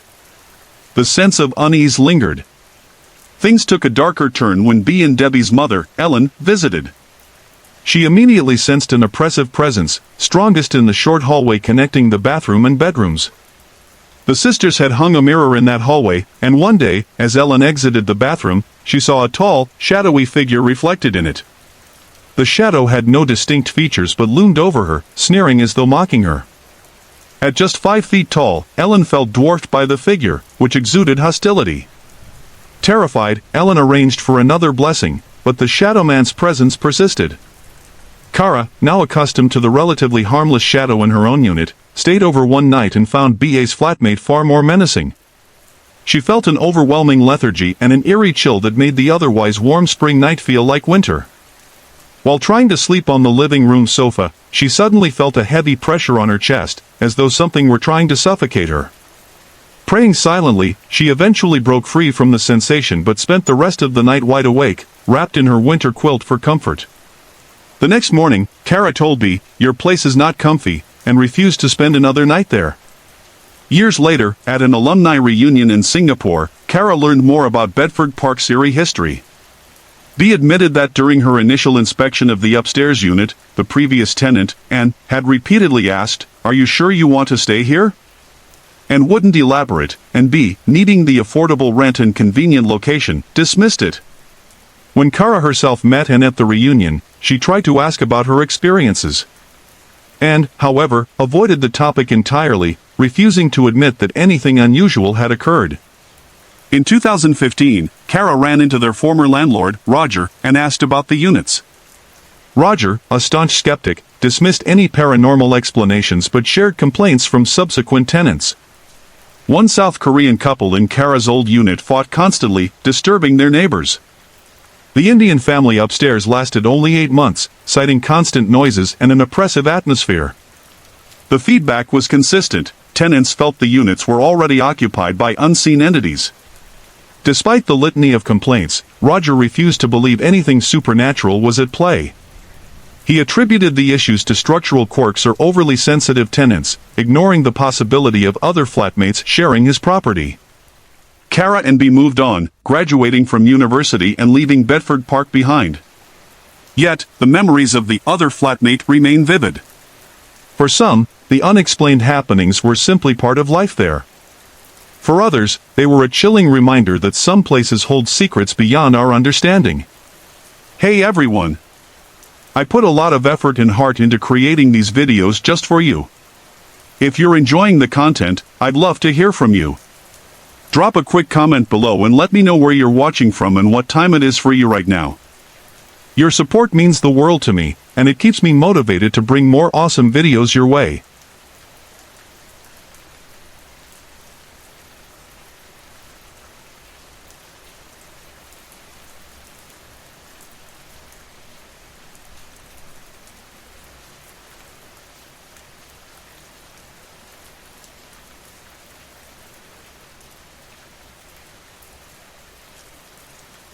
My first experience happened when I was around 11 years old. My parents are divorced, and I was spending the weekend at my dad's place. At the time, he lived in a cottage in Matlock, Derbyshire, England. The cottage was bigger than usual. It had 2 floors, though the rooms were quite small. There were 4 gardens, and we owned part of the woods behind the house. It was a Saturday night, and I was getting ready for bed. The weather outside caught my attention, and I looked out the window. I'm not sure if it was snowing or if it was heavy rain, but while I was looking out, I suddenly heard footsteps behind me. I turned around, but there was nothing there. Before I could process what just happened, my books and other things on my shelves were lifted up and thrown at me all at once. I was terrified. There was nothing there, no figure, no shadow, just empty space. My heart was pounding, and I ran downstairs to tell my dad. I told him what had happened, and he went upstairs with me to check it out. I followed him, curious to see if anything else would happen. When we reached my room, we noticed that the poster above my bed had become detached at the bottom corners, but the top corners were still attached. It looked like the poster was floating in midair, as if someone was slowly lifting it up and down. Needless to say, we moved out shortly after that. The cottage was old, so if anyone is interested in researching it, it's called White Tor Cottage in Matlock, Derbyshire. If you find anything about it, please let me know. After that, only small things happened. I would often hear strange sounds, and sometimes I would hear someone calling my name. I once heard very clearly, Eleanor, and then Ellie, but the Ellie was dragged out, like, Ellie. The tone sounded jokey, but I still felt uneasy and scared. This would happen occasionally, but not too often. Another experience occurred when I went to the bathroom to brush my teeth. When I turned the light off, I saw a girl standing in front of me. She was smiling, but in a strange way, almost creepy. She had light brown or dark blonde hair, and was wearing a white dress. Before I could even react, she vanished. This happened at my mother's house. More recently, something else happened. I have a guitar that I keep at the end of my room. One day, when I walked in and turned on the light, I heard what sounded like a finger strumming every string of the guitar. This also happened at my mother's house. I often get the feeling that I'm being watched, and I become so used to it that it no longer bothers me. It feels normal now. In conclusion, I feel like there may be someone with me all the time. The experiences have happened in different places, so it's hard to say exactly what's going on. At the moment, I'm not scared by these events. I'm more worried about whether they will get worse. I would love to hear your opinions. Am I just imagining things, or is there something truly going on? Is it a ghost? If so, what kind? Is it malevolent? Any insights would be helpful. Also, a little more about me. My dad had similar experiences when he was my age, and I've been experiencing these things since I was 11, up until now, when I'm 15. I'm not sure if they'll continue, but the guitar incident just happened 2 weeks ago. I'm deaf, and the physical and visual events happened when my hearing aids were out, so I couldn't hear anything. The voices I heard, Ellie and Eleanor, and the guitar incident, happened when my hearing aids were in. It happened on a very hot June day in the summer of 1976. It was a Saturday afternoon, and I was sitting in the living room with my dad. He was watching the horse racing, something he always did on a Saturday, while I was more interested in the football results. The living room was quite large, or at least it seemed that way to me at the time. When you're younger, everything seems bigger, doesn't it? But it was still big enough. It was a 4-bedroom house, and one of the bedrooms, mine, was downstairs, right as you came in through the front door. There were 2 entrances to the living room, one from the front hall and another from the kitchen. If you came in through the front hall, the television would be on your left, against the wall. On your right, there was a settee and 2 chairs, with a coffee table in between. Beyond that was a room divider, behind which was a dining table and chairs. There was also a door to the kitchen, which was always kept closed because we had a dog, a half Labrador, half Boxer named Major, who was kept outside and not allowed in the living room. My dad was very strict about not letting the dog roam around the house. On this particular day, both the front door and the living room door were left open because of the heat. We were sitting watching TV and occasionally chatting about football, when suddenly a large black-haired dog ran into the room. It dashed around us, wagging its tail, then ran off behind the room divider. My dad jumped up, shouting angrily for the dog to get out. We both rushed behind the room divider to chase it out, but to our surprise, it wasn't there. There was no way it could have gotten past us. Behind the room divider was a dead end. I could feel the hairs on my neck stand up, and I saw the same stunned look on my dad's face. I don't remember if we said anything, but I know in my heart that we had just seen a ghost. It was a dog ghost, but still, a ghost. To this day, I can still picture that dog in my mind. I don't know if it was some kind of warning, but strange things began happening after that day. Not long after, maybe a year or so, our dog, Major, was killed by a large grass cutter on a main road. Other strange things have happened too, far too many to go into right now, but they were odd enough to make me think that they could be warnings of things to come.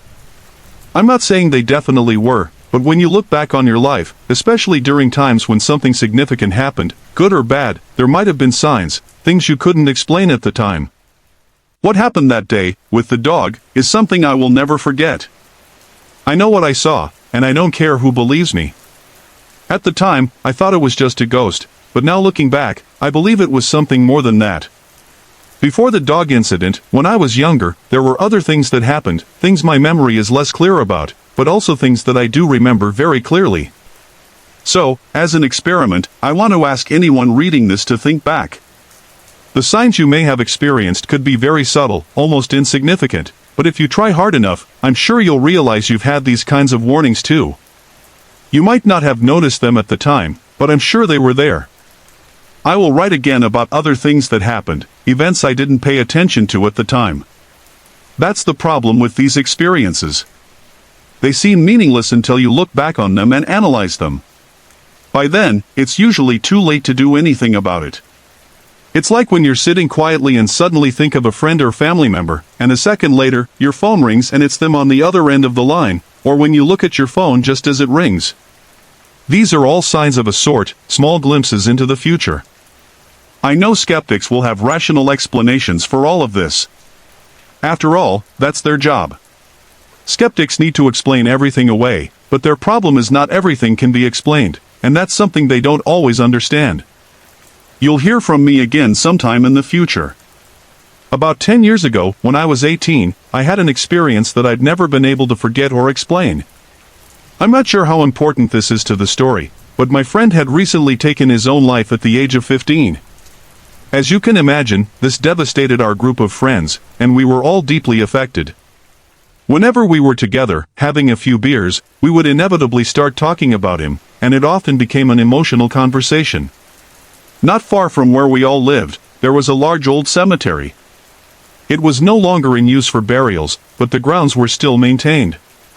Most of the graves were so old that they were no longer visited by relatives, and some of the tombstones were quite large, much bigger than what you'd find on modern graves. The only people who still visited the cemetery were dog walkers, which made it a perfect place for us teenagers to hang out and drink cider. It's not something I'm proud of looking back, but we didn't vandalize the place. Much of the cemetery was surrounded by woodland with winding footpaths, so we could walk around after dark, make noise, and not worry about being caught by the local residents, our parents. As cemeteries go, it was a pretty creepy place, and many people would never want to go there after dark. But we had grown up next to it, and we'd been playing there since we were 9 years old. We knew it like the back of our hands, and we weren't afraid of it. One night, my friend and I had been drinking, though we weren't drunk. As we walked around the cemetery, we started talking about our friend who had recently died.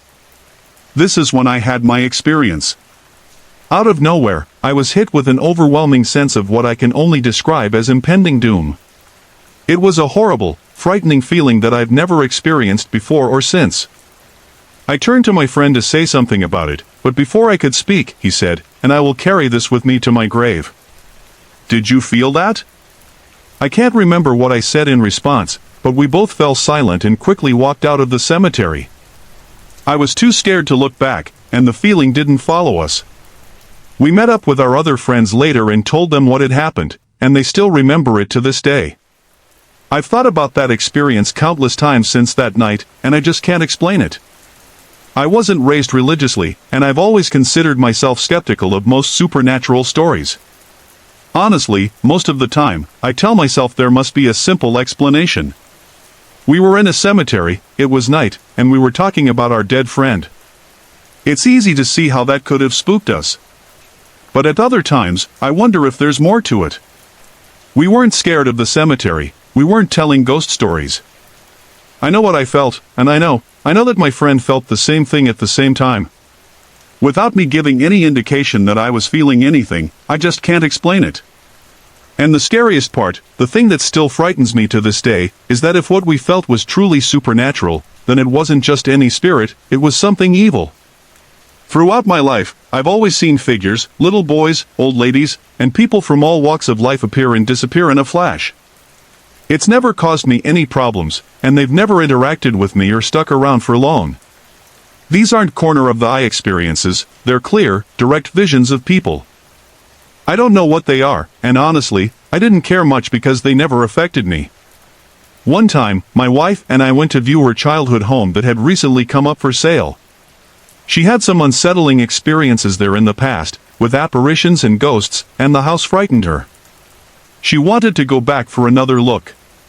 She didn't experience anything during the second visit, but that evening, she had a terrible nightmare. I didn't experience anything myself at that time. I passed the house every evening on my way home from work. The following day, something strange happened. A shadow flew very fast and aggressively out of the house and into my car. Though it was initially frightening, nothing more happened after that. In 2007, I moved into a new home with my now ex-wife.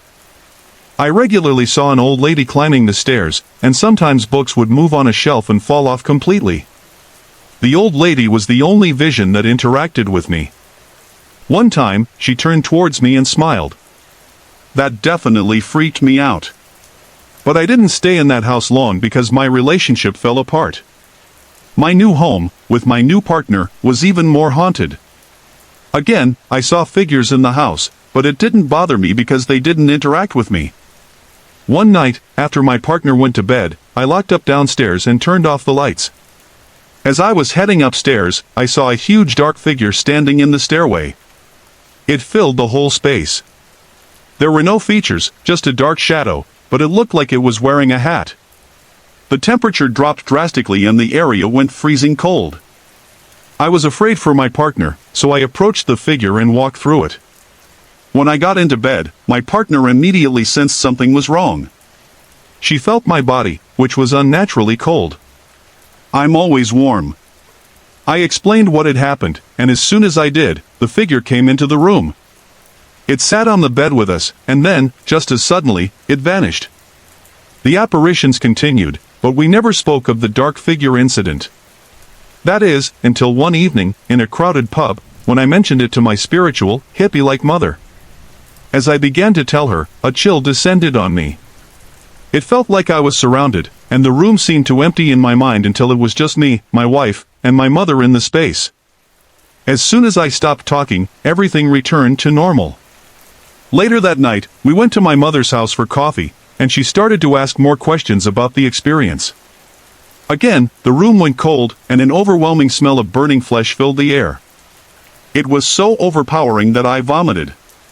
My mother could smell it faintly, but my wife didn't feel anything, though she could see how deeply affected I was. Since that incident, I haven't been able to shake a persistent, chesty cough. I've only been truly scared twice in my life, and both times it was related to this figure. I'm fairly certain it appeared to me a couple of times when I was a child, but all the other apparitions and ghosts haven't bothered me. There's something undeniably sinister about this black, hot-wearing shadow, and I felt it was important to share this experience. In November 2009, my boyfriend and I moved from our rented flat into a rented house. It had been difficult for us to find somewhere we were both happy with, or more accurately, somewhere I was happy with, until we stepped into the house we now rent. As soon as I crossed the threshold, I knew this was the place for me. The house had such a homely, secure, and family feel to it. The house itself isn't very big, but it's quite old. Because I felt so strongly that it was the right place for us, I did some research and found that the house has been mentioned in UK census records from 1851, 1861, 1871, 1891, 1901, and 1911. In each of these records, the house is listed with the same family names, or at least very similar surnames. The house is mostly true to its original design. It has one double bedroom, one single bedroom, a kitchen diner, and a living room. Two of the rooms still have their original Victorian fireplaces and tile flooring. The only major change to the layout is the study extension, which was added in the 1970s to make room for an indoor toilet. The bathroom was eventually moved upstairs by our landlord, which made the single room a bit smaller. After we moved in, we had a lot of visitors who wanted to see our new home, including my boyfriend's mom and stepdad, who are both spiritualists and have been attending a development circle for years. We were all sitting in the living room having tea when my boyfriend's mom asked me about the age of the house, and I told her about the census records. I jokingly said something like, "I would have liked a ghost," and she responded by saying, "I don't feel any presence or visitor here." And her husband agreed. While it may have seemed like a silly comment, My thinking was that because the house felt so homely and happy, any ghost would not be evil. I've always been a firm believer in the paranormal. A few months later, around February, I was sitting in the study working when I heard the sound of the letterbox. Sorry to interrupt. If you're enjoying the story, let me know in the comments and tell me where you're watching from. Don't forget to like and subscribe for more. I went to check the post, but there was nothing there. I went back to my work, but this started happening more frequently, not just when I was in the study, but also when I was in the living room or upstairs. My boyfriend is a huge skeptic, despite his mom and stepdad's beliefs, so I was hesitant to mention this to him, but when I did, he admitted that he had been hearing the same sounds when he was alone. This continues to happen, but neither of us finds it frightening. It doesn't seem likely that the wind is causing it, given the positioning of the house and the fact that we have a double letterbox with a draft stopper.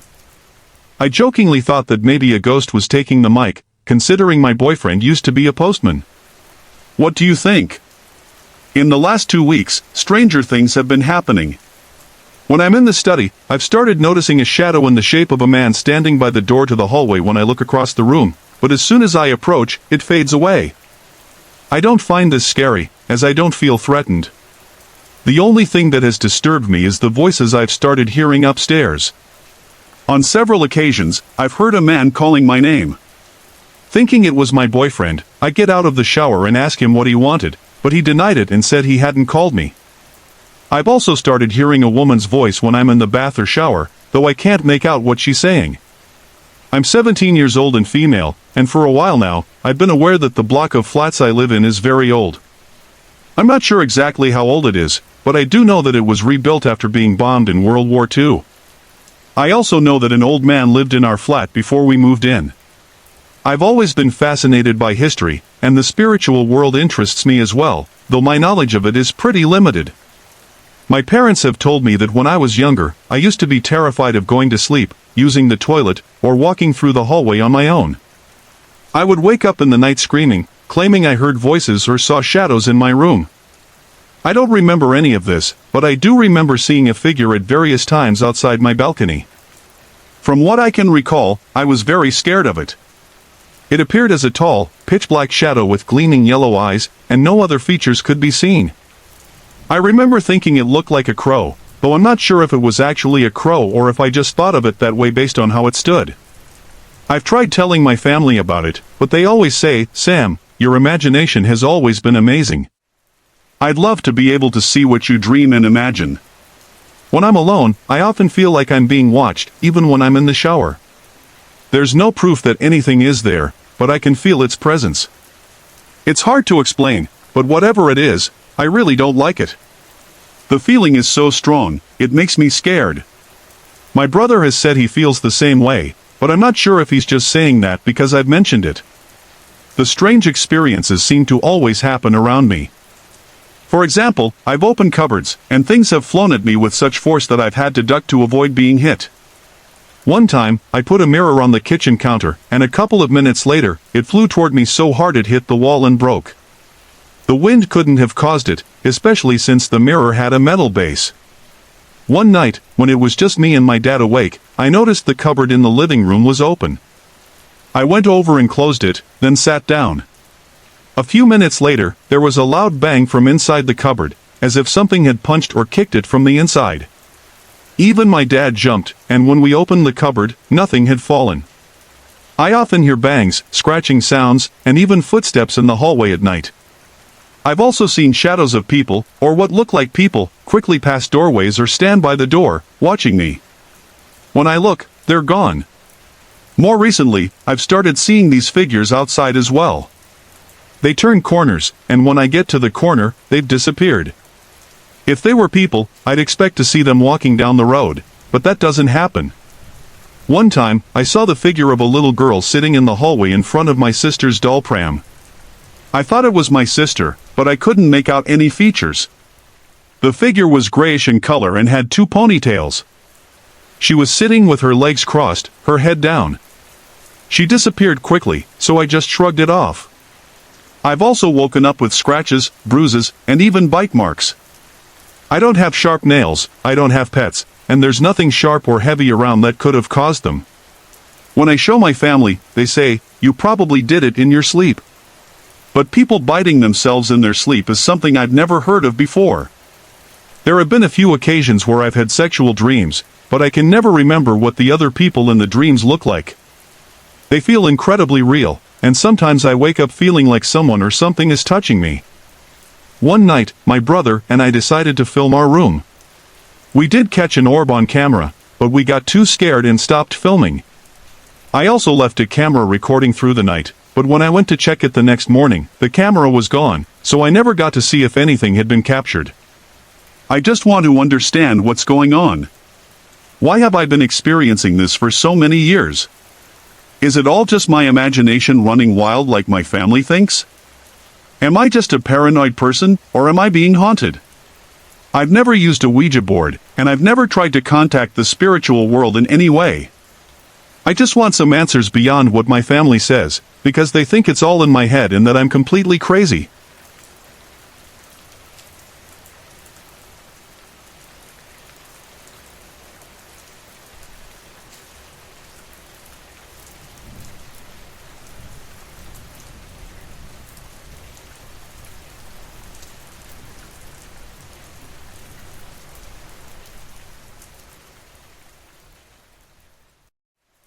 When my parents and I moved into a converted stables, we didn't know much about its history. The building had already been converted from its original use as stables, but not to a standard that was ideal for raising a child. Over a year or so, my parents refurbished it, and it became a beautiful, spacious home with high ceilings.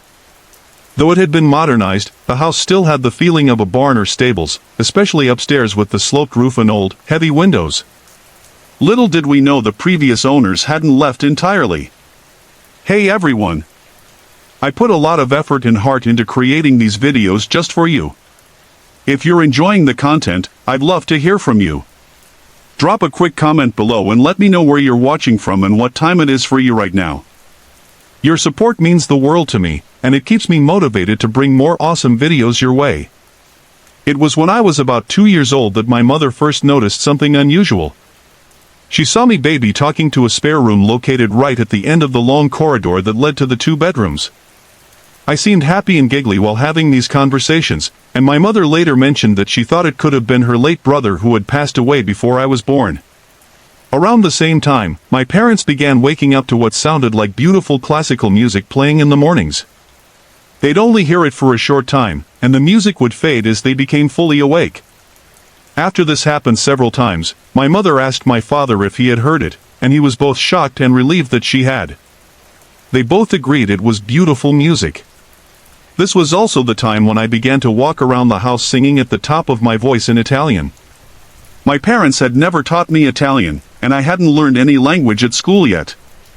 I didn't start learning Spanish until I was around 7. I now wonder if I was picking up on something, perhaps mimicking entities I was sensing around me. My grandmother also told me a story that terrified her when I was about 4 or 5. I was sitting opposite her at the kitchen table, eating a meal she had prepared for me, when I suddenly looked up and asked, "Who is that man behind you, Grandma?" She said her skin turned to ice, and she didn't want to turn around. But she did, and of course there was no one there. She just carried on with her crossword, trying to hide her fear. There were often strange occurrences in the house, things that I initially thought were just odd bodily sensations. For instance, I used to get goosebumps running from the tip of my head all the way down to my toes, and I never thought much of it. It happened so often at that house, but after we moved, I never experienced it again. Now I believe it was the spirit walking through me or touching me. I never felt threatened by it. It was just a curious sensation, almost like, wow, what's this? We also had 2 cats when I was around 10, and they would act strangely, hissing, getting their fur raised, and running away for no apparent reason. And when we first moved in, my mother would often find her magazines, newly bought, put in the trash. The trash bin was 5 feet tall and outside, and there's no way a 2-year-old could have reached it. My father was at work, and the CCTV cameras we had set up to deter burglars weren't working, so no one could have taken them. Now, let me tell you a bit more about the spirit we had in our house. To make a long story short, we were being haunted by our next-door neighbor's grandfather. We know this because one day, when I was about 5, my mother was drying my hair in front of a long mirror in their bedroom. She looked up and saw a man standing in the doorway in the mirror. He looked like Mussolini, but wasn't him, just to give you a visual. She looked down, a little confused but not feeling threatened, and when she looked up again, he was gone. Later, my parents visited our neighbors, an older couple with 2 grandchildren, and while my mother was admiring family photos in their hallway, she recognized the man in one of the pictures. He was the same man she had seen in the mirror. The neighbors then revealed that this man had lived in our house before us, and had died of a heart attack at the start of the corridor that led to my bedroom. After this, my mother learned more about him and confirmed the details. They didn't tell me about it until after we moved, but the man who had died in our house had once lived next door. Several friends of my mother's also reported seeing him walking into our front door. The place where he died, right at the start of the corridor, always felt strange. It was the space between the airing cupboard and the small spare room where we kept photos and other items. I never liked that room, and neither did many of my friends. I used to dream about someone standing at the end of that corridor, right where he had passed. It was often a man, but sometimes a little girl. I don't think this is hugely significant, but it may explain why I always felt uncomfortable in that part of the house. It was as though something was watching me from there, but not in a comforting way. I don't think the man who died was the one causing the discomfort. I think it was something else, though it wasn't as harmful. When I was around 8 or 9, my parents considered selling the house and moving. I'm not sure why, but I know it wasn't because of the spirit. My parents were quite happy to live with him, but they did try to sort out the house one day. I was sent to my grandparents' house after school while they sorted out the house, which turned out to be cleaning up a flood in the kitchen. Rags had been stuffed into the plug holes, and the taps had been turned on. My parents had locked all the doors and windows, and there was no sign of forced entry. We believe the spirit might have done this to stop us from moving, as later, real estate brochures were thrown into the trash when no one was around. They were always placed on top of the rubbish. I remember once, when I was about 13, being in the living room downstairs, directly under my room. I heard someone walking into my room, the floorboards creaked and I could tell the order of steps, even though I hadn't lived there in years. At the time, I thought it was my mom going into my room, but it turned out she hadn't been near it for hours. Back in the 1980s, my lover and I moved from Parkdale in Toronto to an apartment at 419 Sherbourne. It was on the 3rd floor, though the door to our unit was on the 2nd floor.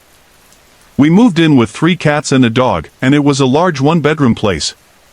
The layout was a bit odd, with the bedroom at the top of the stairs, across from the kitchen. The hallway stretched down with the bathroom about 3/4 of the way down, and the living room at the end. The building was old, and the living room had a small kitchen sink hidden behind a wooden bookshelf. I was told the building had once been a rooming house, with each room rented out individually. The first sign that something wasn't quite right happened after we came back from a trip to London. We found a wooden cross that had been hanging on the wall, now lying on the floor. One of our cats was hiding in the bathroom, staring out of the window, looking terrified. Our 2 Siamese cats were huddled under the bed, something they never did, especially when we'd been away. They always greeted us when we came home. It was unsettling, but we tried to shrug it off. There was something odd about the entrance to our apartment. The door was on the 2nd floor, and there was about a 6-inch gap between the door and the first step. The stairs had carpet, but the cats quickly discovered that they could push the carpet back and get into the walls. To stop them, I placed a small window screen between the door and the step, hoping that would keep them out of the walls. My lover worked at a beauty supply store and closed up every night at 6 p.m. Several times, I'd hear what sounded like our apartment door opening, followed by footsteps coming up the stairs, only to stop at the 3rd step. The dog would hear it, too, and she'd come running with me to check, but no one was ever there. One evening, I heard the door open again, and someone came up the 3 steps, then stopped. I went to check, but again, there was no one there. The screen I'd placed between the door and the step was now lying on the 3rd step. When I told my lover about it, he just laughed it off, suggesting I was imagining things. But things only seemed to get stranger. One day, a friend of my lover's came over around 4:30 p.m. We had coffee and chatted, waiting for him to return home. My dog was lying in the living room, facing the hall. Suddenly, we both heard the door open, and someone climbed the 3 steps again. I looked at the clock. It was 6 p.m., which meant it couldn't be my lover, who usually came home at that time. I looked at my dog, who had perked up and started wagging her tail. But then, without warning, she jumped to her feet, began barking and growling, and every hair on her back stood up. Our friend grabbed a large ashtray as a weapon, thinking someone had broken into the apartment. We rushed to the hallway to investigate, but my dog wouldn't let me pass. She stood in the doorway, growling and staring at something about 6 feet off the ground, looking fixedly at nothing we could see. My friend and I searched the apartment, but it was clear that something had spooked the dog. The cats, too, were hiding on the bed, their tails puffed up and eyes wide in fear. After we checked every room and found nothing, our friend left, asking me to have my lover call him as soon as he got home. I sat outside with my dog until my lover arrived, and when he did, I made sure he called our friend. Our friend told him what had happened, and we decided it was time to leave. We wrote a notice to the landlord, saying we were moving out. As soon as we got the keys to our new apartment, I took the cats over. Usually, when cats are introduced to a new place, they hide at first. But this time, they ran around and played, acting as if they were completely at ease. I went back to the old apartment once to check the mail, taking the dog with me. But when I reached the steps to the building, she refused to go up. It was as if she sensed something in that place, something that made her unwilling to return. After that, I never went back.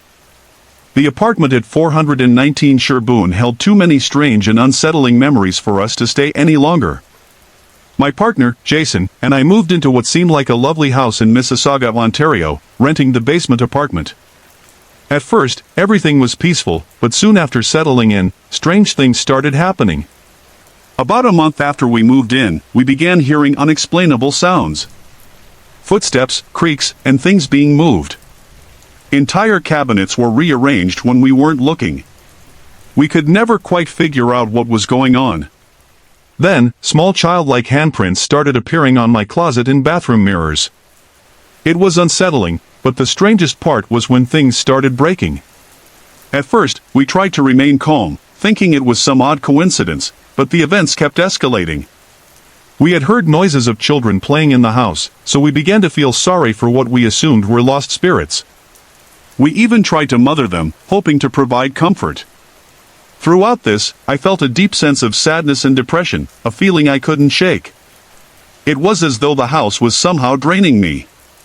One day, I saw a boy, who I later came to call John, crying in the corner of the room. He was kneeling, crying into my dress.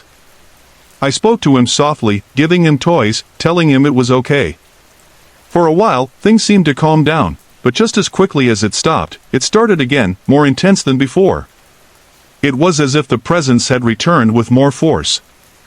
I decided to cleanse the house, and for a time, the activity ceased. But a month later, it flared up even worse. Jason started to feel physical contact, poking, slapping, even hitting. He wasn't the only one affected. I began to feel sensations of being poked as well, and a deep sadness would wash over me, as though I were already dead. My dreams turned dark and disturbing. Every night, I dreamt of John playing, only to watch him choke to death on an apple. It made sense to us, because we lived on land that had once been a farm, but it didn't explain the strange and violent occurrences. We tried to clean the house again, but the strange activity only grew stronger. Jason was now physically assaulted more frequently, being poked and slapped in ways that left bruises. One evening, our friend Ash stayed over. She heard laughter and the sound of something scuttling in the kitchen, which she initially thought was our rabbit. But when she checked, the rabbit was in its cage in my room. She heard soft crying, what she thought was a little girl, and when she realized what was happening, she never returned to our house. It didn't stop there. One night, Jason was hit so hard by an unseen force that he asked aloud, "Is there something you want me to know?" The response was another violent blow to his head. As he asked more questions, the hits continued, becoming more harder. When he asked, "How old are you?"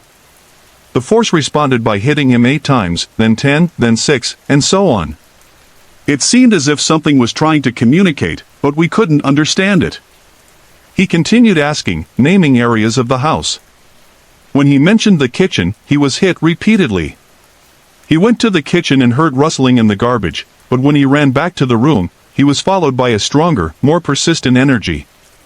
On Thanksgiving Day, things escalated even further. As we sat enjoying our dinner, we heard dishes smashing in the kitchen, followed by the sounds of my rosin, special wax from my violin, shattering and knives being thrown off the walls. Another time, I was sitting by the computer when I suddenly felt a sharp blow to the head from an unseen object.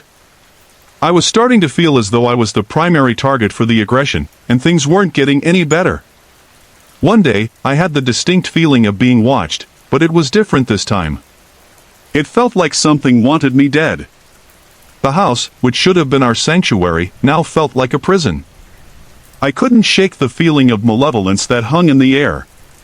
It was as though the house was filled with more than one presence, each with its own dark energy. One night, as Jason was coming home, I was in the shower when I heard him say, "Hi." I responded, but he didn't answer. When I looked through the shower curtain, I saw a terrifying face staring back at me. I batted at the curtain, expecting to find him there, but there was no one. I was so freaked out that I left the shower in just a towel and sat on the stairs outside until Jason came home. Things reached a new low one night. I was in the shower again, and I heard Jason's voice, but when I walked out, I found myself in a state of shock. I had 18 perfect scratches across my cheek. Jason was horrified and immediately began inspecting the bathroom, but in the space of 1 minute, I was attacked again. This time, 22 scratches appeared on both my breasts. As if that weren't enough, I was then slashed across my back, all along my spine. The pain was intense. It felt like my skin was burning. For 3 days afterward, the burns from those slashes would not heal, and the marks remained. It was the worst physical pain I had ever experienced. At this point, we made the decision to leave. The haunting had grown unbearable. The night before we were supposed to move out, I woke up with a sharp pain in my leg. At first, I couldn't figure out what was causing the pain, but when I looked down, I was shocked to find a second-degree burn on my leg, the size of my palm, caused by my space heater.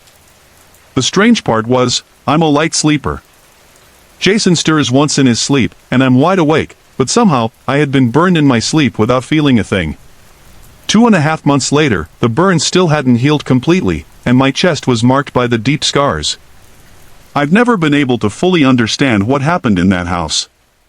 The physical attacks, the oppressive atmosphere, and the overwhelming sense of dread have left me scarred, both physically and emotionally. Even now, I can't shake the feeling that something darker still lingers in that house. We never looked back. In 1976, my grandparents and 2 of their daughters bought a house in Nova Scotia after relocating from Newfoundland. The house, about 20 to 25 years old at the time, still stands today, but little is known about its history before my grandparents moved in. In July of 1991, my grandmother passed away after a brief battle with lung cancer. We were very close, and I spent every day by her side during her illness. A few years after her death, my parents and I moved into my grandparents' house to be closer to my grandfather, who wanted more time with me. He converted the downstairs into an apartment, and we moved into the upstairs. Not long after we settled in, strange things began happening. I was between the ages of 7 and 9, so I was still young, but I remember a few things vividly. A couple of times, the television channels would change on their own, even though no one was touching the remote. One Thanksgiving, my dad's friend was visiting, and there was a wine glass on the table in front of him. We watched in disbelief as it slid across the table without anyone touching it. My mother also recalls seeing a white shadow moving quickly through the hallway, which would slow down whenever anyone noticed it. But the incident that stands out most happened in November 1997. We had received distressing news about my grandfather on my dad's side. Sorry to interrupt. If you're enjoying the story, let me know in the comments and tell me where you're watching from. Don't forget to like and subscribe for more.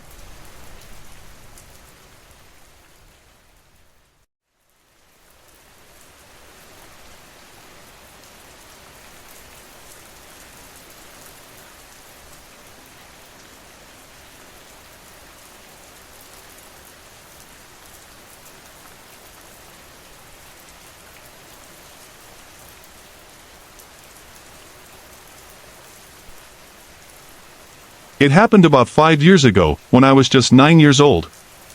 I was used to moving around a lot, switching schools, and adapting to new places, but this particular school felt different from all the others. I'd heard some rumors from people around me, stories about how the school was built on an old cemetery, and that it was haunted. At first, I was scared, but I didn't truly believe it. I told my parents, and they just laughed it off, saying it was nonsense, and I had nothing to worry about. So I tried to forget about it and moved on. The first day I attended the new school, everything seemed fine. The people were nice, the school was small but cozy, and the teachers were friendly. However, there was something about the building that gave me the creeps. Some classrooms were actually located outside, which felt a little odd, but I didn't think too much of it.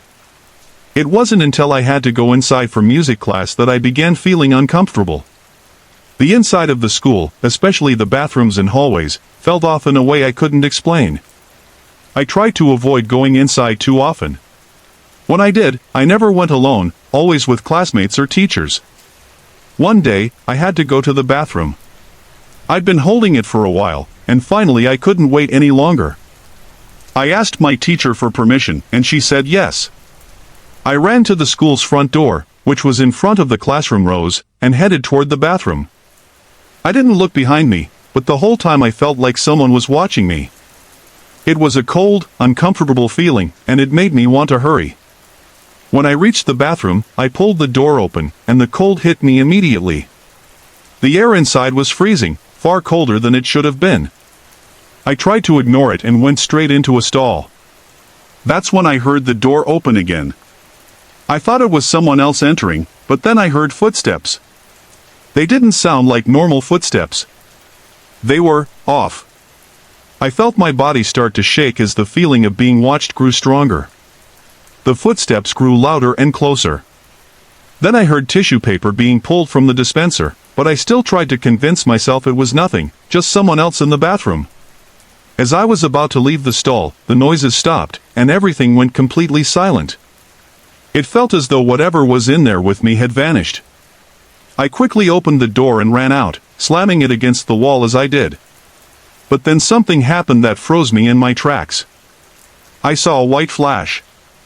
No, not just white, but a mix of colors, and it zipped past me so fast that I didn't have time to make sense of it.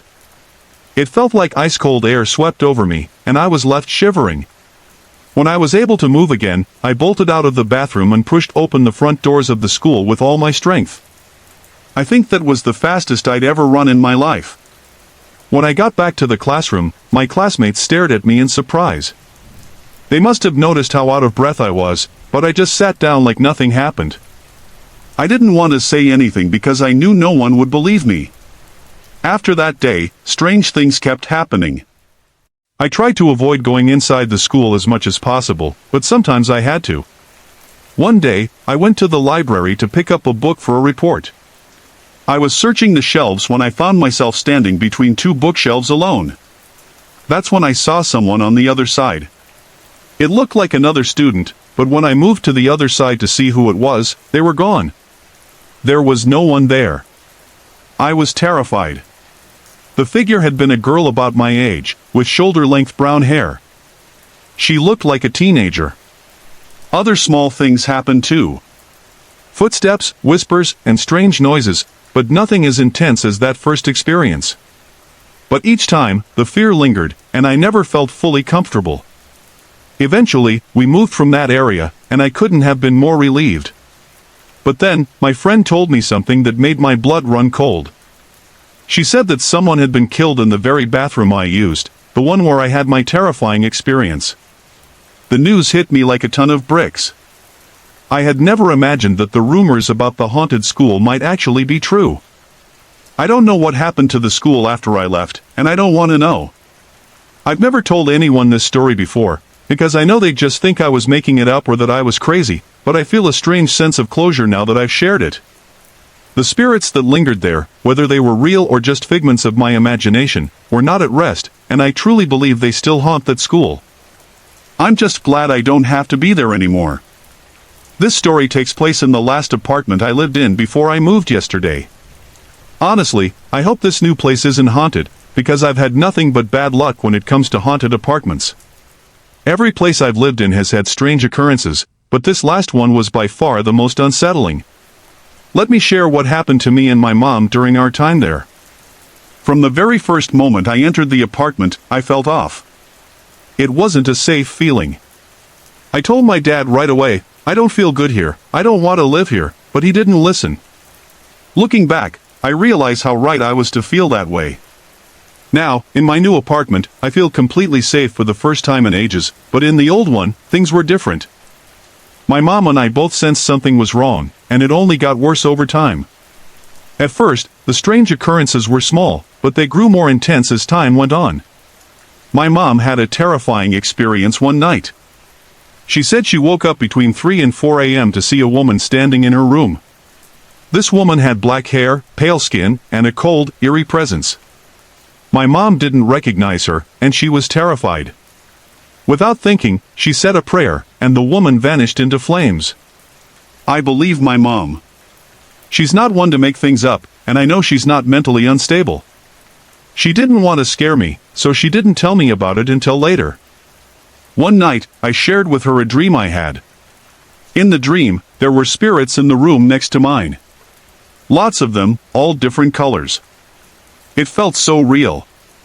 After I told her, she admitted that she had been experiencing something similar. She had felt a heavy weight on her back twice, like something was pulling her down and preventing her from moving. Both times it happened at around 3 a.m. She could barely move, and it terrified her, but after a few minutes, she would fall back asleep. I thought that was strange, especially since I was having sleep problems as well. One night, I dreamt of a little boy who seemed to live in the apartment. I remember his face so clearly, but his name escapes me.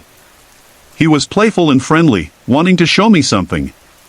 He tugged at my hand and pulled me along, and for a moment it felt so real that I could actually feel him tugging me, like he was physically there. I opened my eyes for just a second and saw something floating, but when I blinked, it was gone. I quickly closed my eyes again because it was like I was still asleep, even though I wasn't. It was so hard to explain, like the boundaries between dream and reality were blurred. Another strange experience occurred when I was sleeping. I had a dream about going down a slide. It wasn't like a normal slide. It was curved in a way that made you turn upside down when you slid down.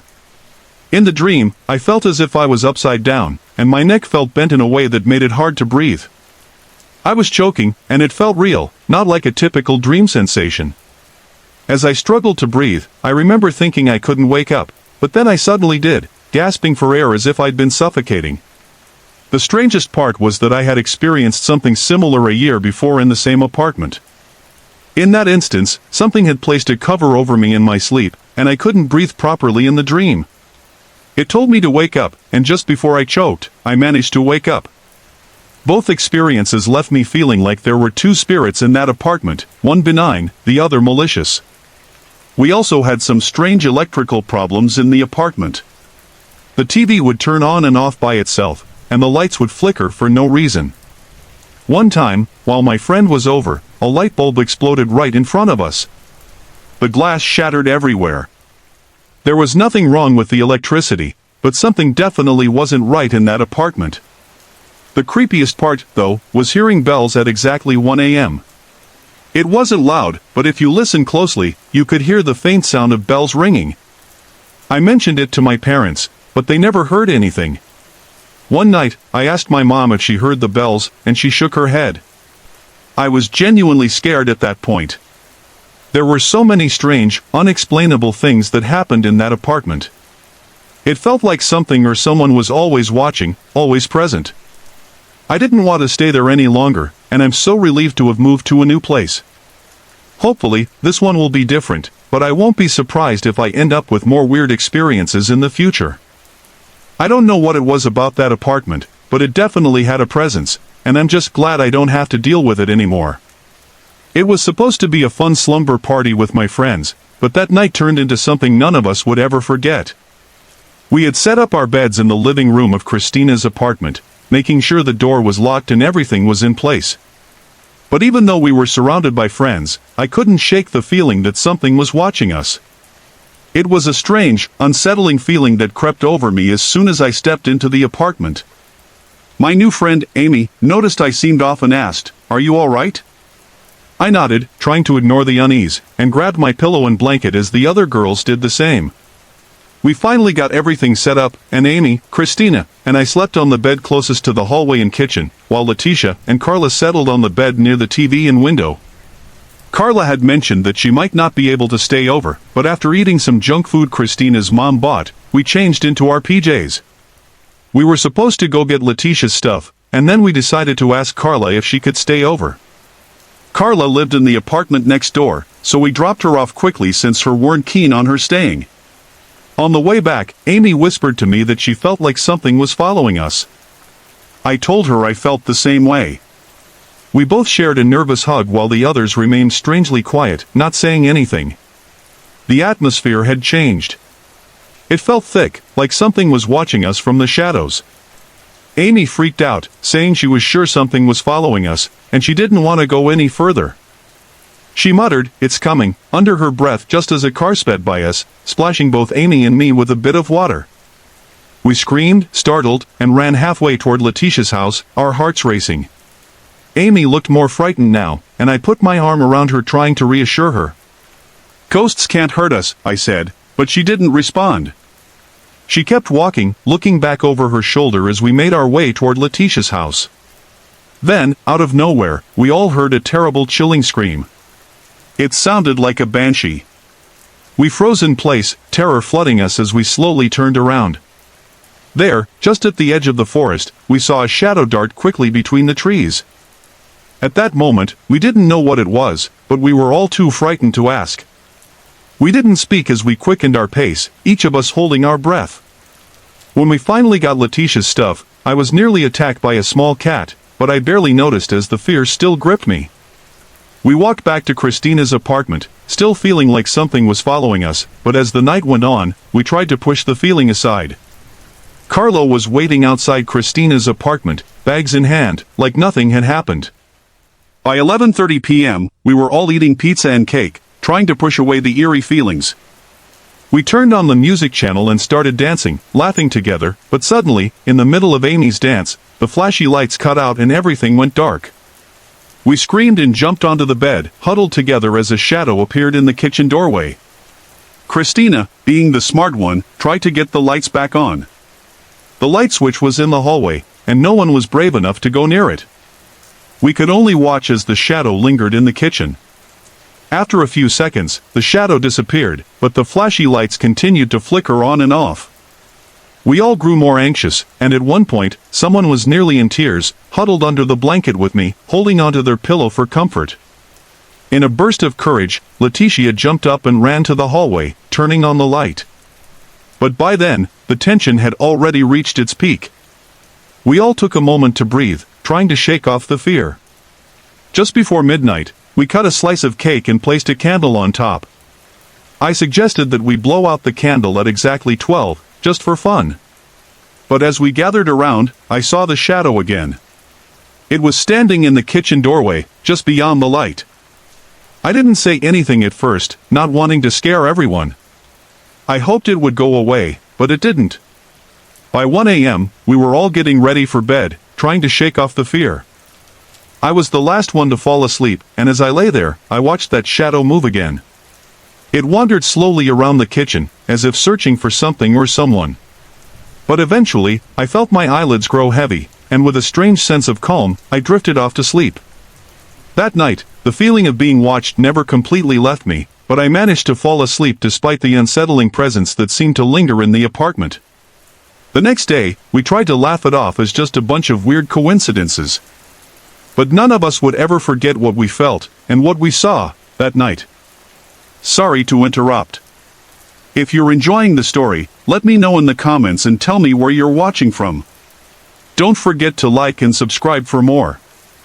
It's hard to talk about my dogs, Charlie and Cindy, without getting emotional. They were a huge part of my life when I was growing up in Toronto.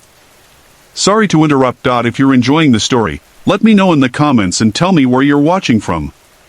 Don't forget to like and subscribe for more.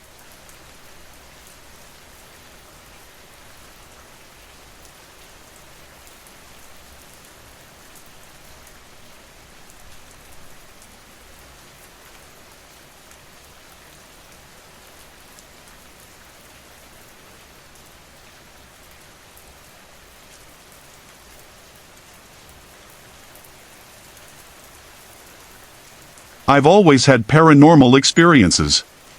When I was younger, I would be scared of shadows and orbs floating around my room. As I grew older, I learned to block it all out, and now I barely see or hear anything, but I can still sense it. These strange occurrences started after my grandpa passed away. It was about 13 years ago when he was diagnosed with cancer. He never told anyone, not wanting us to worry. About 2.5 years ago, the cancer finally took him. I remember toward the end when it was just him and me in the garden or outside, he would talk to me. He'd tell me how much pain he was in and say he wished it would all be over soon. But to everyone else, he pretended he wasn't hurting at all. Grandpa and I were very close. My dad wasn't around and my stepdad only came into my life when I was 18. Grandpa did all the fun dad things with me. Hunting, fishing, going to baseball games, you name it. When he got sick, we all knew he didn't have much longer. But he always told me, when I die, don't cry for me. So I didn't. At his funeral, I felt oddly happy, even though I couldn't explain why. The people around me were confused, but I just felt like he was in a better place. That's when something strange happened. My mom and I thought we heard his truck outside. It had a very distinct sound, but since we were near a busy road, we didn't think much of it. A few weeks later, I started looking for him everywhere. It finally hit me that Grandpa was gone. We would never go fishing or hunting again. Even though he wasn't here, I still looked for him, ghost or not. The next strange event didn't happen until winter. One evening, I was in the barn taking care of my animals. It was cold, so my horse was staying inside for the night. I had the lights on, and after feeding her oats, I noticed my horse and the cats were staring at the same corner of the barn. I thought maybe it was a mouse. Then the light suddenly went out. I stood there in complete darkness, but thankfully my phone had a flashlight. I figured maybe the wires had finally given out, but when I checked the switches, it looked like someone had turned them off. The switches were hard to move, so it wasn't something that could happen by accident. I stared at them for a moment, then quickly turned the lights back on. I looked around, half expecting to see something, but there was nothing unusual, just my horse eating oats and the cats lounging around. They didn't seem bothered at all. I joked out loud, "Hey Grandpa, now you're a real ghost, huh? Not just pretending on Halloween. Don't scare me, okay?" I went back inside the house, thinking nothing more of it, at least for a while. A few days later, it started snowing. We had our tractor parked outside, ready to clear the driveway the next morning. My mom and I were up early as usual. Suddenly, a bright light flashed through the living room window. When we looked outside, we saw the tractor lights on. I remembered what happened in the barn and told my mom. She wasn't surprised. She'd been experiencing strange things too. We both had weird dreams the night before, dreams we couldn't explain. The last strange thing happened just 2 nights ago, and it felt like it tied everything together, somehow. I dreamed that I was at Grandpa's house. It was just the two of us, no one else around. He was standing in front of the family pictures by the TV, staring at them with an odd expression. I couldn't tell if it was regret or something else. At that point, I already knew he was gone. I had so much I wanted to say to him, but I didn't know where to start. I chose something we both knew well, shotguns. There was a 20-gauge shotgun Grandpa always let me use for small game hunting. Lately, the hammer had been sticking, and we hadn't gotten it fixed yet. I told him about it, and he looked surprised. Grandpa would never act like that. If he were still alive, he would have just shaken his head and said, "I gotta take a look at that." We stood there in silence for a while. I wanted to ask him what it was like to die, but I didn't. Instead, I said, "Nothing's the same without you. It never will be." He looked at me with a strange expression and said, "Please just leave me alone." And that's when I woke up. I'd been thinking about the dream for the last couple of days. It was strange. Part of me wanted to believe it was someone else pretending to be Grandpa, but I knew it wasn't. He would never tell me to leave him alone. Maybe it was his way of telling me to stop chasing his ghost.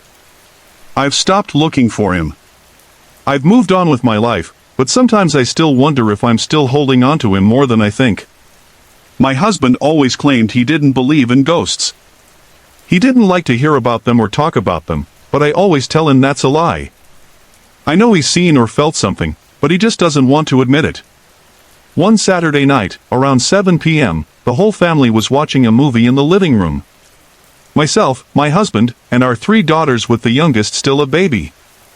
About 30 minutes into the movie, my husband said he was feeling tired and decided to go upstairs to bed.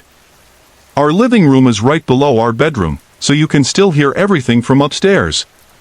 When the movie ended, I decided to go upstairs to grab a blanket for the baby. When I entered our bedroom, I saw my lying flat on his stomach, facing the wall, with his legs spread apart. The room was pitch dark, and I didn't turn on the light. I was sure he heard me walking in and out. Later that night, I asked one of my daughters to go upstairs and grab a pair of socks for the baby because her feet were cold. I told her not to turn on the light because Daddy was sleeping. She ran upstairs and quickly came back down. A little while later, I was feeling sleepy, so I decided it was time for bed. I sent the girls to their rooms and tucked them in. When I went to our room, the lights were on, and my husband was lying sideways, facing the wall. I asked him why the lights were on. He gave me a strange look and then said something that really caught me off guard. He told me that earlier when I had come into the room, he heard me, and later when our daughter came in, he heard her too, but he didn't know who it was. He said he heard the door close and thought that whoever it was had left, which in fact she did. But even after the door closed, my husband felt like someone was still in the room. He thought it was me but wasn't sure. Remember, he was still lying on his stomach with his legs spread apart. He told me he could hear footsteps slowly walking to the end of the bed where his feet were. Then the bed sank slightly as if someone had sat down between his legs. I asked him how he knew someone had sat down, and he said it was because he could feel the bed dip as if someone was actually sitting there. Then whoever it was started to bounce up and down slowly like I do when I'm trying to put the baby to sleep. At first, my husband thought it was just me trying to settle the baby, but then he realized something was off. Normally when I'm rocking the baby, I hum or sing to her, but this person wasn't humming or singing, and why wasn't the baby making any noise? So he lay there, frozen in fear, trying not to move. He could hear the TV on and the girls talking, but he didn't hear my voice. That's when he started to really freak out. He thought it had to be me sitting at the end of the bed out, but he wasn't sure, so he listened carefully, hoping to hear my voice. Finally, he heard me telling the girls to stop fighting. That's when he completely lost it. He quickly hit his feet together, hoping to feel someone there, but he didn't. Panicked, he jumped out of bed and turned on the lights. He looked around the room, but there was no one there, just him. Afterward, he climbed back into bed, leaving the lights on. A little while later, I walked into the room, and that's when he told me what had happened. From the time I was about 5 years old until I was around 16, there was a pair of glowing red eyes that would watch me as I sat in my bedroom at night. They weren't limited by time either. These eyes would appear in both twilight and complete darkness, but let's start at the beginning. The first time I saw them, I wasn't scared at all. In fact, I was more concerned about a very large spider scuttling across the floor in front of my closet. I've always hated spiders, probably because my older sister hated them too. Even though I didn't have any real grudge against them, I became terrified of them from an early age. I should have been more worried about what was about to happen. I screamed and cried because the spider was huge.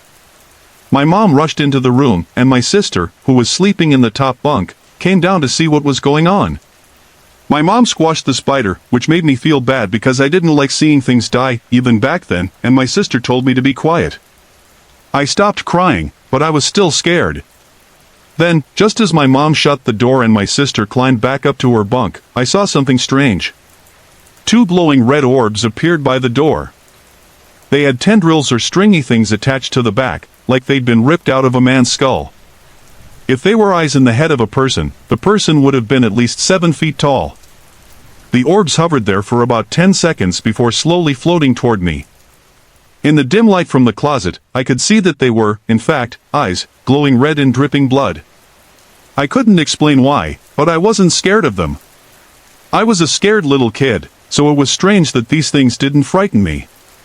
Instead, I thought they were cool, not pretty, but interesting, and they didn't seem to want to hurt me. They just hovered there, inspecting me. They lowered themselves closer to the floor, about 4 inches off the ground, and looked at the spider my mom had squashed. Then, they turned back to me. I was lying on my side in bed, wide-eyed, and staring at them.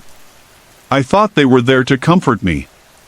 They didn't seem threatening at all. I sat up, and as soon as I did, I felt a slight pressure at the foot of my bed, as if someone very thin had sat down beside my feet. Someone who barely weighed 80 pounds.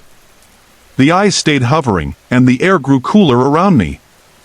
Then I heard a voice. It was a gentle, masculine voice, repeating softly, "Go to sleep. Go to sleep. We'll protect you. Go to sleep." The voice kept repeating that over and over, and it was strangely soothing. I laid back down, pulling the covers up to my chin, and the pressure at the foot of the bed shifted, like someone was reaching over to flip off the light, and the light went out. After that night, I started seeing the eyes occasionally. Not every week, but erratically. Most nights, I felt them watching me, like they were always there to protect me. I only had nightmares on the nights they weren't there, but seeing them physically? That was rare. By the time I was 11, I saw them again, and that's when I gave them names. Fred and George, after the twins from Harry Potter. Before that, I had been thinking of giving them names, because they would do little things for me when I was scared. They would tickle me, or sit beside me on the bed, comforting me. Whenever they were physically present, I never felt any negative energy. But when they weren't there physically, I would see shadows move in the dark corners of my room. They never got too close, though. I'm sorry if I'm jumping around a bit. These memories are a little hard to relive. I didn't realize how much they still scared me. By the time I was a freshman in high school, I saw them about once every 2 months. Like clockwork. They'd hover in the corner by the door, and when I moved rooms, they would follow me and hover in the corner near the closet. But as the years passed, they stopped interacting with me. They just watched, silently, from the corner of the room. They stopped sitting on my bed or touching me.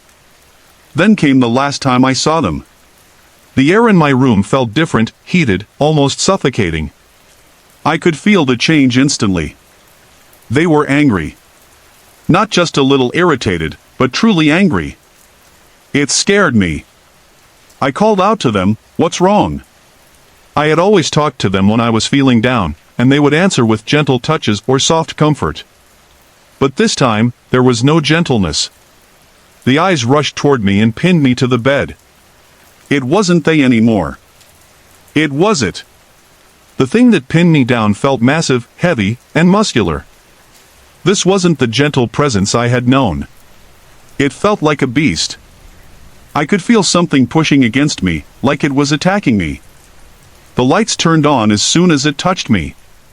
I couldn't move or scream. All I could see were the 2 huge red eyes glaring down at me and flashes of something I couldn't make out. It was growling, low, vicious sounds, and it began yelling at me. It was loud in my mind, but not with sound. It was more like it was speaking directly into my head. "You're a fool. You're helpless. You're helpless. There's nothing you can do. You can't do anything." I had been struggling with thoughts of suicide and self-harm around that time, so those words hit me hard. The verbal abuse continued, and it felt like it went on forever. The thing grabbed me, pulled me, pushed me, and even slapped me a few times. Eventually, when it began to choke me, I was able to move again. I don't know how, but it was like I was suddenly free. I remember it getting more violent, yelling at me even more, but then suddenly it lunged off me and slammed through the wall. I couldn't see what happened, but it felt like it had been thrown or tackled. I managed to sit up again, and that's when I started crying. My covers were across the room, and even though my window was open and it was winter, the room was still suffocatingly hot. I don't know how to explain all this, and I'm getting emotional just thinking about it. It hurts, even now, how much I trusted Fred and George, how much I loved them. They had always been there for me, and then suddenly, everything changed. My mom came into the room soon after, when I was sobbing uncontrollably. I wasn't one to cry loudly, but I was terrified. It was around 3 a.m. She calmed me down enough to tell her what happened, but she didn't believe me. She did call a priest, though, because she said I looked genuinely terrified, and she had never heard me cry like that before, but the priest didn't really do anything. He never came over. Looking back, I understand why someone might not believe something like this. I guess I just needed to share this, to explain a bit about myself. Fred and George were such a huge part of my life. Hell, they followed me to school a few times when I was going through rough path patches. When my husband and I were still dating, we had quite different backgrounds. He was Catholic, and I was a shaman. Hey everyone! I put a lot of effort and heart into creating these videos just for you. If you're enjoying the content, I'd love to hear from you. Drop a quick comment below and let me know where you're watching from and what time it is for you right now. Your support means the world to me, and it keeps me motivated to bring more awesome videos your way. At the time, we lived in different towns, and it took almost 4 hours for him to drive to see me. Even though we were far apart, he would come every weekend, arriving Friday night and leaving Sunday afternoon. But one Thursday night, he decided to surprise me. He usually didn't come during the week because of work, so I was pretty shocked when he showed up. It was around 7 p.m. when he arrived. He was going to stay with me until midnight, since he worked early the next day. He needed to get some rest before heading home, but for the time being, we spent the evening together, lying on the floor, watching a movie. As the night passed and it got closer to midnight, I decided to prepare something for him to eat before he left. I didn't want him to stop for food since it was so late. From the kitchen, I could see him still lying on his back in the living room, facing the ceiling with his eyes closed. I walked over to him, crawled on top of him, kissed him on his lips and neck, and then went back to the kitchen. I did this a few times, and each time, he opened his eyes, looked at me, and then closed them again. Eventually, I finished preparing everything and went over to sit beside him. He seemed like he was asleep, but then I noticed his eyes weren't fully closed. They looked like they were looking at me. I kept staring at him, trying to figure out what was going on. His eyes started moving from side to side, but they were still half open, staring at me. Suddenly, he whispered, "Help me," in a soft, weak voice, like he couldn't breathe. I panicked and slapped him in the face. He jumped up quickly, swearing and swinging his fists in the air. He was breathing hard, struggling to catch his breath. Once he calmed down, I asked him what had just happened. He looked confused and told me he had no idea. He said, "Why didn't you wake me up?" I replied, "How was I supposed to know you wanted me to wake you?" He then said, "I was giving you signals with my eyes." I was confused. What just happened? I don't understand what you're saying, I told him. He explained that when I first kissed him, he knew it was me because he opened his eyes and saw me. After that, he could tell it was me every time. But then, the last time he thought it was me, he opened his eyes and saw me sitting next to him, staring at him. He said it felt like someone was still on top of him, even though he couldn't see anything. He could feel a heavy weight on him, like someone was nibbling on his lips and neck. He tried to move but couldn't, so he started signaling with his eyes, hoping I would notice, but I didn't. That's when he finally managed to say, "Help me." I was terrified when he told me this. My arms and neck were covered in goosebumps, and I felt like my soul had left my body. We decided to leave and go to my mom's house. As we stood outside, looking back at my apartment, it felt like someone was still inside. It was the first time I had ever felt this way about my home. I suddenly felt an overwhelming sadness, like something had taken over my apartment. When we got to my mom's house, we told her what had happened, but like most Hmong parents, she brushed it off, saying it was nothing and not to think too much about it. It was well past midnight, so after that my husband kissed me goodbye and went home. I was scared to go back to my apartment after that. I stayed with my mom for almost a month. During the day, I would go back to my place with my mom to grab my things. I started to feel homesick, so one day I decided to go back and see what would happen. When I walked into my apartment, I stood by the door and looked around. Everything seemed normal, and I didn't feel scared at all. It felt like home. I unpacked my things, turned on the TV, and sat on the couch. I didn't feel anything strange, and I started to wonder if it had all just been a bad dream. But every time my husband came over after that, he would tell me he felt like we weren't alone in the apartment.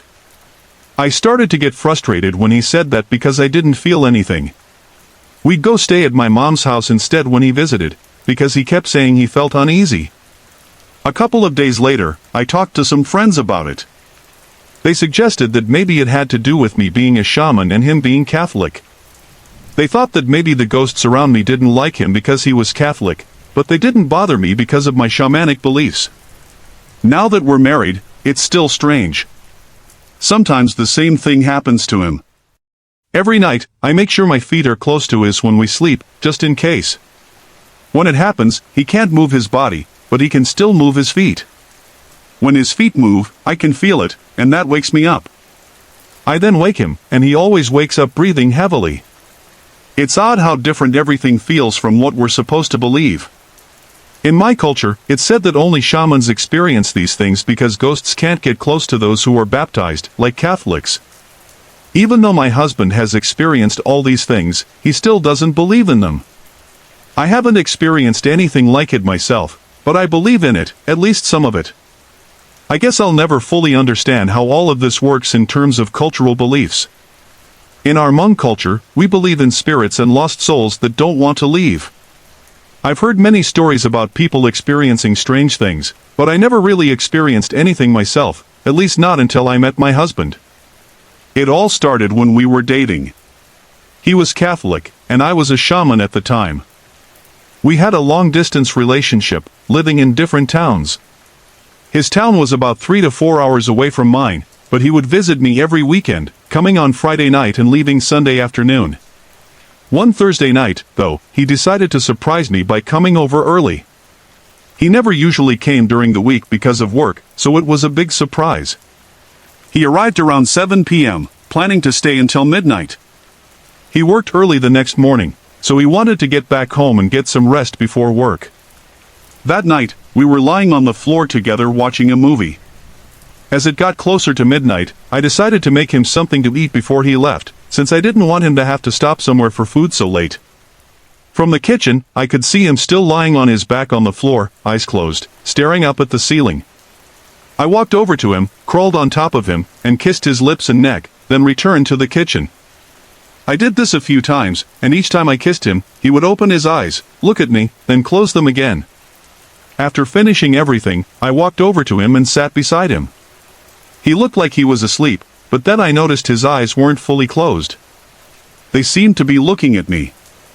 I kept staring at him, confused. Then his eyes started moving from side to side. It looked like he was staring at me, but all of a sudden, he whispered, "Help me," in a very soft, weak voice. It sounded like he couldn't breathe. I panicked and slapped him in the face.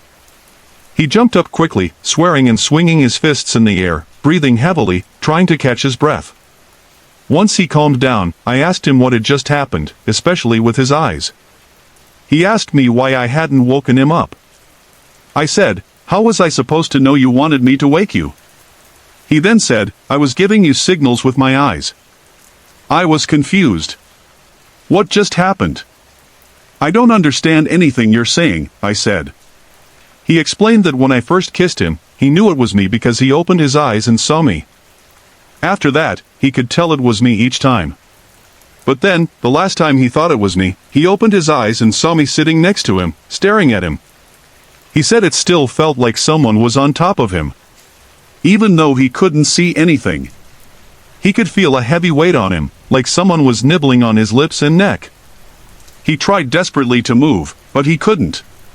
He tried signaling with his eyes, but I didn't understand. Finally, he managed to say, "Help me." I got really scared when he told me all this. I felt a wave of dread wash over me. My arms and neck had goosebumps, and it felt like my soul had left my body.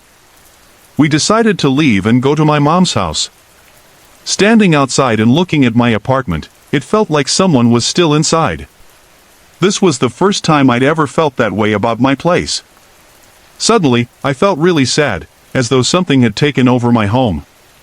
When we got to my mom's house, we told her what had happened. Like most Hmong parents, she brushed it off and told us it was nothing and not to think too much about it. It was well past midnight.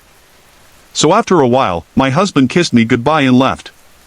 After that night, I was too scared to go back to my apartment. I stayed with my mom for almost a month. During the day, I would go with my mom to my apartment to get the things I needed. I started feeling homesick. So one day, I decided to return and see what would happen. When I walked into my apartment, I stood by the door and looked around. Everything seemed normal, and I didn't feel scared. I just felt like I was home. I unpacked my things, turned on the TV, and sat on the couch. I didn't feel anything strange, and I began to wonder if it had all just been a bad dream. But then, every time my husband visited after that, he would tell me that he felt like we weren't alone in the apartment. I got frustrated when he kept saying that, because I didn't feel anything. So whenever he came over, we would stay at my mom's house instead. He kept saying he felt uneasy, like there was someone else there with us. A couple of days later, I spoke to some friends about it. They suggested that maybe it had something to do with the fact that I'm a shaman, and he's Catholic. As a shaman, I believe in ghosts and spirits. And they thought that maybe the spirits around me didn't like him because he was Catholic. They were trying to scare him, but didn't bother me because of my beliefs. Now that we're married, it's still strange. Sometimes it still happens to him. Every night when we sleep, I make sure my feet are close to his, just in case. When it happens, he can't move his body, but he can still move his feet. When his feet move, I can feel it, and it wakes me up. I then wake him up, and he's always breathing heavily when it happens. What's even stranger is that, according to our cultural beliefs, it's usually shamans who experience things like this, not Catholics. Ghosts are supposed to avoid Catholics because they've been baptized. But even though my husband has experienced these things multiple times, still doesn't believe in them. I haven't experienced anything myself, but I believe in it. Some of it, at least. I guess I'll never fully understand all of this, but I continue to believe, especially after everything we've gone through. This happened a few years ago when I was a senior in high school. My family still lives in the house, which is relatively new, just a few decades old, in a typical Midwest city. Before I continue, I should mention some background information. I'm Hmong, and in our culture, we have many stories about spirits and lost souls, especially the old hag, which we call msaj or being jumped. I had heard countless stories from friends and family about people feeling like someone was sitting on their chest or back during the night. While these stories intrigued me, I always dismissed them as sleep paralysis. That is, until my own experience left me stunned and changed my entire view on the old hag. It started on an afternoon after school when I was feeling tired. I often took naps, usually on the living room sofa or sometimes in my brother's room since my own room was in the basement and I was too lazy to go up and down. I've never been afraid of our basement. It's furnished and cozy. On this particular day, I decided to nap in my brother's room on their queen-size bed. I woke up about 3 hours later, hearing my parents talking in the kitchen. My dad works a late afternoon shift and gets a break around 8 p.m. for dinner, so I knew it was between 8 and 8:30. As I woke up, I tried to go back to sleep, hearing my parents' indistinct conversation. Suddenly, I felt something near the bedroom door. My brother's bedroom door is at the end of a short hallway. My parents' door is on the right and my sister's room is on the left, about halfway down the hall. From where I was lying in my brother's room, I could see the layout clearly. My two brothers shared the queen bed with my younger brother's single bed on the far wall. I was lying on my stomach, my left side almost touching the wall, when I suddenly felt a pressure on the bottom of the bed, as if someone had jumped onto it.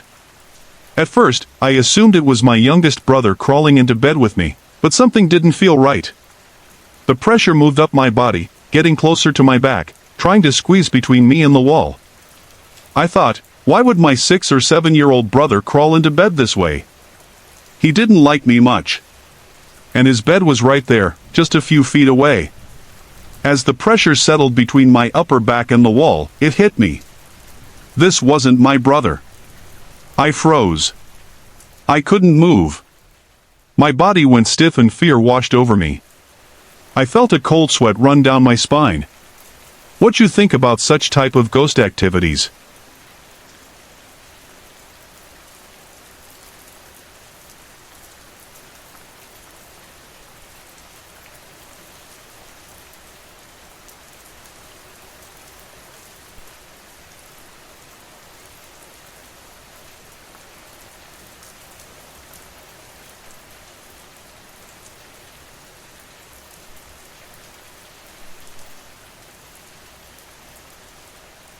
I'm 22 now, and over the years, I've had a number of strange experiences that I can't explain.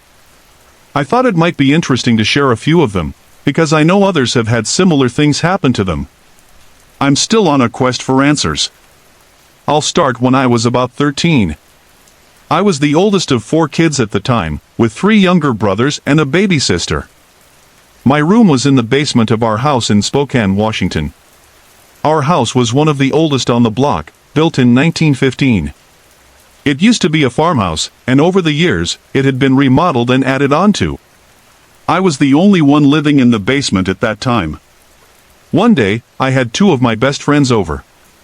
We were sitting on a carpet on the cement floor of my room, talking and watching TV. The room was big, and we were sitting about 6 feet away from the door. It was dark except for the light from the TV, since I had my small windows covered. Out of nowhere, the TV turned off, plunging us into complete darkness. My friends freaked out a little, and I remember us all sitting there, laughing nervously in the dark. Then, something really strange happened. I was looking in the direction where one of my friends had been sitting, and suddenly, I saw a face appear out of the darkness. It was coming towards me slowly, glowing with a grayish-blue light. The face had a scraggly beard, sunken eyes, and it was staring right at me with an intense, emotionless gaze. There was no body, no neck, just a face. I was frozen with fear. I could barely tell my friends what I was seeing. As soon as they heard me, they bolted for the door, leaving the room and letting in some light. I was left alone, still terrified, and the face just disappeared without a trace. I never saw it again. After that, I couldn't sleep in that room for months, and I ended up moving to the top floor. But things didn't get any better there. When I was about 16, I was sitting against the wall under the windows in my new room, listening to music. I had just turned off the radio and was looking at the bookshelf in front of me. On top of the bookshelf, there was an empty soda can sitting right next to the light switch. I wasn't paying much attention to it, but then, out of nowhere, the light switch flicked down by itself, making the room a little darker. I could still see fine with the sunlight coming through the windows, but it unnerved me. A moment later, the soda can suddenly crushed inward, like it was being squeezed tightly from both sides. It happened so fast. I heard the sound and saw it happen in seconds. I immediately ran out of the room and went to tell my family. I didn't touch the can at first, but later, when I worked up the courage to go back, I picked it up. It was still crushed, but I couldn't explain how it happened. When I told my mom, she said it was probably her mom, who had passed away 7 years earlier, trying to mess with us from the other side. My mom and her mother didn't have a good relationship, but I didn't really believe it was her. I started to wonder if it was the same entity I had seen in the basement. After that, I didn't sleep in my room for months. I felt like something was always watching me, and I didn't know how to handle it. I just want to clarify that I wasn't on any drugs, and I've never been diagnosed with any mental health conditions. These are real things that I witnessed, and I still don't fully understand them. I haven't had any strange experiences recently, but sometimes when I'm alone, I still feel like something or someone is nearby. I definitely don't believe this life is the end. I grew up in a large 2-story house built in the early 1900s that had been converted from apartments. I lived there with my parents and my sister. From as far back as I can remember, we all had strange experiences in that house. Some were more intense and frightening than others, but we all felt something was off. Things like footsteps upstairs when we knew no one was up there, or my mom's wind-up musical box playing on its own with the rose spinning would happen regularly. Doors that were latched would slowly open by themselves, and most of the time there was an overwhelming feeling that someone was watching us, even though we were alone. One particular thing I remember happened in a room upstairs, right above our living room. My father had a pool table set up there. Sometimes when my sister and I were home alone, we'd hear the sound of pool balls moving around, as if someone was playing a game. That was strange enough, but the most unsettling experience I had was when I would hear a man's voice whispering my name. No one else ever heard it, just me. We also had a dog, a Samoan named Samson, who was very much a part of our family. Whenever we would leave the house, no matter how long we were gone, we'd come back to find that Samson had defecated all over the dining room and would be cowering under the table, as if something had frightened him terribly. There were also times when the blinds on our kitchen door would fly up in our faces, right when we reached for the doorknob. This happened more than once. Whenever my sister and I would go to our parents after something scary happened, they would always try to explain it away logically, even though we knew it wasn't something easily explained. I think they didn't want to scare us any more than we already were. It wasn't until I was in my early 20s that my mom finally opened up and shared some of her experiences, as well as my dad's. One of the things she told me was that she had been home alone, cooking in the kitchen. She had sent my father to the store, and my sister and I, being kids, wanted to go with him. While she was in the kitchen, she heard the side door open and slam shut, followed by what she thought was my father calling out, "Hello." She went to check, but when she reached the hallway, the door was empty. When she looked outside, the car still wasn't in the driveway. One of the creepiest things happened right before we moved out. I had a vivid dream about a little boy and girl with brown hair, dressed in old-fashioned Victorian clothes, watching me sleep from the foot of my bed. They didn't speak, just stared at me with sad expressions. When I told my mom about the dream, she stopped me halfway through. She asked questions like, did they have brown hair? Was the girl taller? Were they dressed in Victorian clothes? I was shocked when she described them exactly as they appeared in my dream. It turned out my father had also had a similar dream. He had dreamt he was sleeping on the sofa in the living room, and woke up to see these two children watching him. Things got even creepier when I was about 13 or 14. My sister and I had two cousins over, and we were bored in her room. Someone had the idea to make a homemade Ouija board, and we started asking questions. The last question I asked was, if somebody's really here with us, can you give us a sign? The moment I finished speaking, we heard a loud crash, like glass shattering. All four of us turned to the two windows in my sister's room that faced the street. The window on the right was completely shattered, and glass was scattered all over the carpet. The strange thing was, the screen on the outside of the window was perfectly intact, and there was nothing on the ground outside. My dad went outside to investigate, but there was nothing there. He didn't believe our story and thought we'd broken the window ourselves, but the screen showed no signs of damage. After that incident, things in the house seemed to get darker and more intense. One day, when I was about 14, I came home from school early. I was alone for a couple of hours before my sister and parents got home. As I sat in the living room watching TV, I suddenly had this overwhelming feeling that I was being watched. It wasn't the usual feeling. This time, it felt like someone was right up in my face, staring at me with hatred. I was so scared that I ran out the front door and across the street to a neighbor's house, without even bothering to close the door behind me. I didn't go back home until my mom arrived and came looking for me. The last event that stands out happened when my sister and I were both in our early teens. My sister's room was upstairs, right next to mine. One night, she was lying in bed, having trouble falling asleep when she heard light tapping on her door. She watched as the doorknob turned and the door slowly opened. She said there was a shadowy figure standing there. The figure turned and walked toward my parents' room.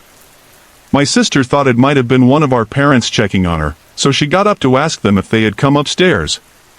But when she reached their room, it was dark and empty. She ran downstairs and found them in the living room, watching TV. They told her they hadn't been upstairs. My sister was terrified and ended up sleeping in my room for the next couple of weeks. We eventually moved when I was 15, but a few months later, the house was set on fire after someone threw a Molotov cocktail through a window. I was honestly thankful for it. The whole experience still haunts me to this day.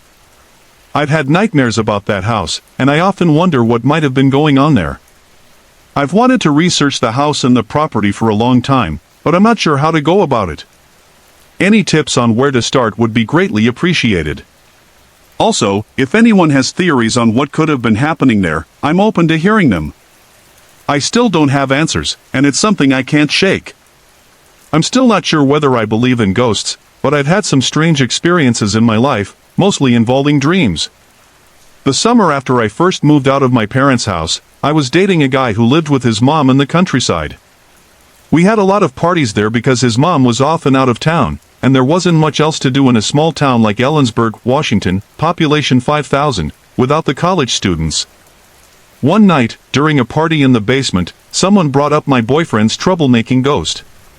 I asked, "What ghost?" And they began telling me strange stories. Glasses knocked off tables, objects thrown, doors opening and closing on their own.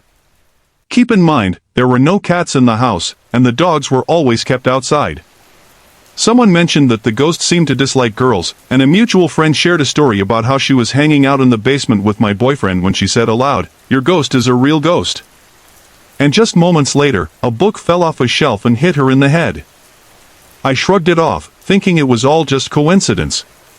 People love to believe in ghosts in old houses, and I had lived in a house built in 1910 without ever having any issues. Sure, I was terrified of my closet as a kid, but that was my mom's fault for telling me there was enough space for 2 coffins between my closet and theirs.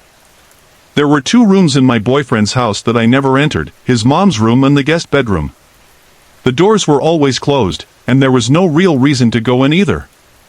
A few nights after hearing about the ghost, I had a strange dream. I was in the guest bedroom, staring into an oval mirror with a slight patina. The face in the mirror wasn't mine. I picked up my coat from a lofted bed, and suddenly everything vanished. Next, I was outside behind a church, laughing and playing in the snow with my boyfriend. We were throwing snowballs at each other, and then he pushed me into the snow to whitewash me, something I grew up calling being buried in snow. But then things got strange. I was standing above myself and him, still wrestling. He covered her in snow, and when she turned to smile at me, I realized the ghost girl was in my body. I also faintly remember my boyfriend appearing in a soldier's uniform, though it's a bit unclear. This was more than 10 years ago, and I can only recall the feeling that the ghost woman saw him as someone from her past. I woke up in a cold sweat, trying to shake off the fear. I figured it was just a weird dream. Hey everyone! I put a lot of effort and heart into creating these videos just for you. If you're enjoying the content, I'd love to hear from you. Drop a quick comment below and let me know where you're watching from and what time it is for you right now. Your support means the world to me, and it keeps me motivated to bring more awesome videos your way. Stupid ghost stories. The next morning, I told my boyfriend that I thought his ghost hated girls because she had a crush on him. She? He asked. I saw her in a dream, I explained. I then asked if there was a mirror on the east wall of the guest bedroom. He said there was, an antique his mom had picked up years ago. I asked if the bed was lofted, and if there was a tall wardrobe by the door. He confirmed everything. I insisted he show me the room immediately, convinced he was just messing with me. When he did, I saw that the room looked exactly like the one in my dream. There was no way I could have known the layout or what was in there. The door had never been left cracked open, and I certainly hadn't visited it in a drunken stupor. I was always the designated driver. I wasn't shocked by this, because it wasn't the first time I'd seen a location in a dream before actually being there. Because I've had experiences where I see things in my dreams before visiting them, I thought maybe I had visited that room in a previous dream and my brain just filled in the rest. But still, it was odd. I've had other dreams where I see my body inhabited by other spirits, or dreams where I'm in someone else's body. Often I don't realize it until someone calls me by a different name, or I look into a mirror and see a face that isn't mine. Thankfully, these are just dreams, but they leave me with a lingering unease. Last fall, my mom and stepdad offered to let me move into their new house rent-free while I saved money for my move to Europe. Since it was a beautiful Indian summer, I decided to do some garage sale shopping for furniture for my new room. I came across a small garage sale and decided to check it out. The house was tiny, and the family seemed a bit strange. As I was browsing, I spotted a very old-looking unique red Baron music box.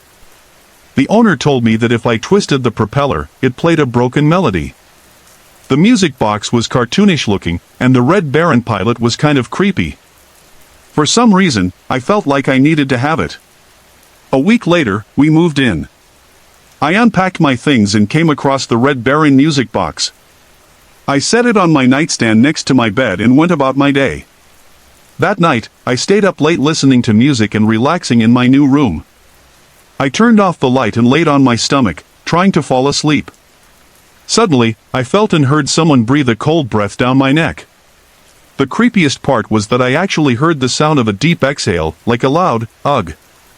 I was instantly paralyzed with fear, convinced that someone had broken into the house and was about to harm me. I jumped out of bed, panicking, turned on the light, and looked around, ready to fight for my life. But there was no one there. I felt completely crazy, but ran to my mom's room, still crying and shaking. I tried to explain what happened, but I knew it sounded insane, so I convinced myself and my mom that I just had a bad dream, even though I knew deep down it wasn't true. In the weeks that followed, I started to feel anxious about being home. I used to look forward to returning at the end of the day, but now, I dreaded it. I hated being in my room and even started sleeping in the living room some nights. One night, I woke up around 2:30 a.m. I couldn't sleep, so I got up, went to the bathroom, and laid back down, scrolling through my phone. I decided to try to sleep again, and just as I closed my eyes, the Red Baron music box began playing, a broken, eerie tune. I felt a chill run through me, so intense that it made my stomach turn. It was as if the chills were coming from inside me. I froze in fear, but then jumped up, turned on the light, and looked for any explanation for why it would be playing. I left the room as quickly as I could. At that point, I was certain the music box was tied to some kind of spirit. The next day, I decided to get rid of it. As strange as it sounds, I spoke to the music box, telling it that I was throwing it away, and that it wasn't allowed to stay in the house. I cleansed my room with Rook's method. I couldn't do the whole house, as my stepdad was very religious and didn't believe in anything like that. That seemed to end the problem in my room.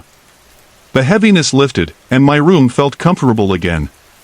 But a couple of weeks later, things started happening outside of my room.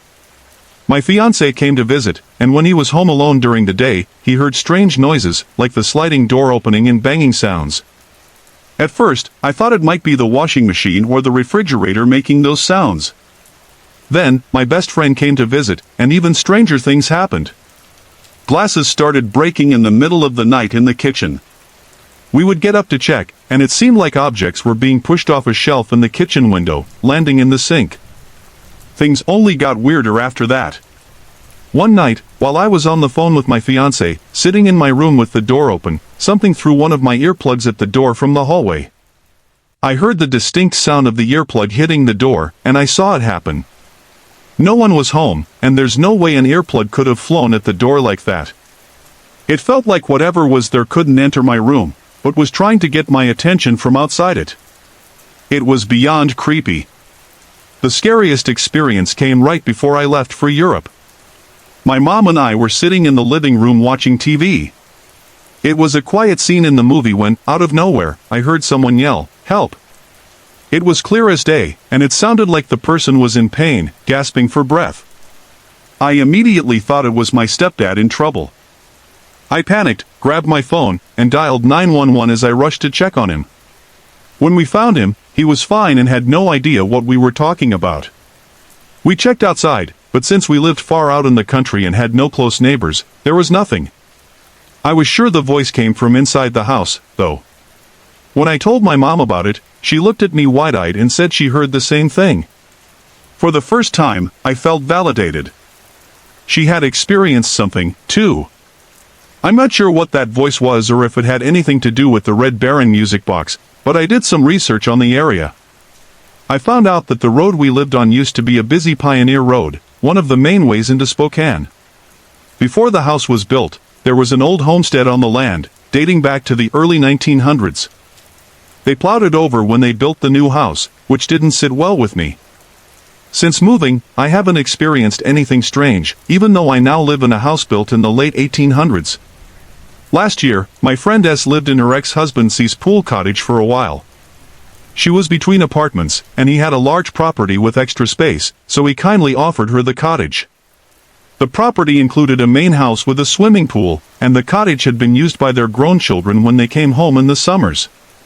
It was generous of C to offer the space to his ex-wife while it was available. S and her children had been telling me for months about the magical nature of the property that C had bought. The kids, aged 23, 21, and 18, all insisted I come visit to see if I could feel anything unusual there.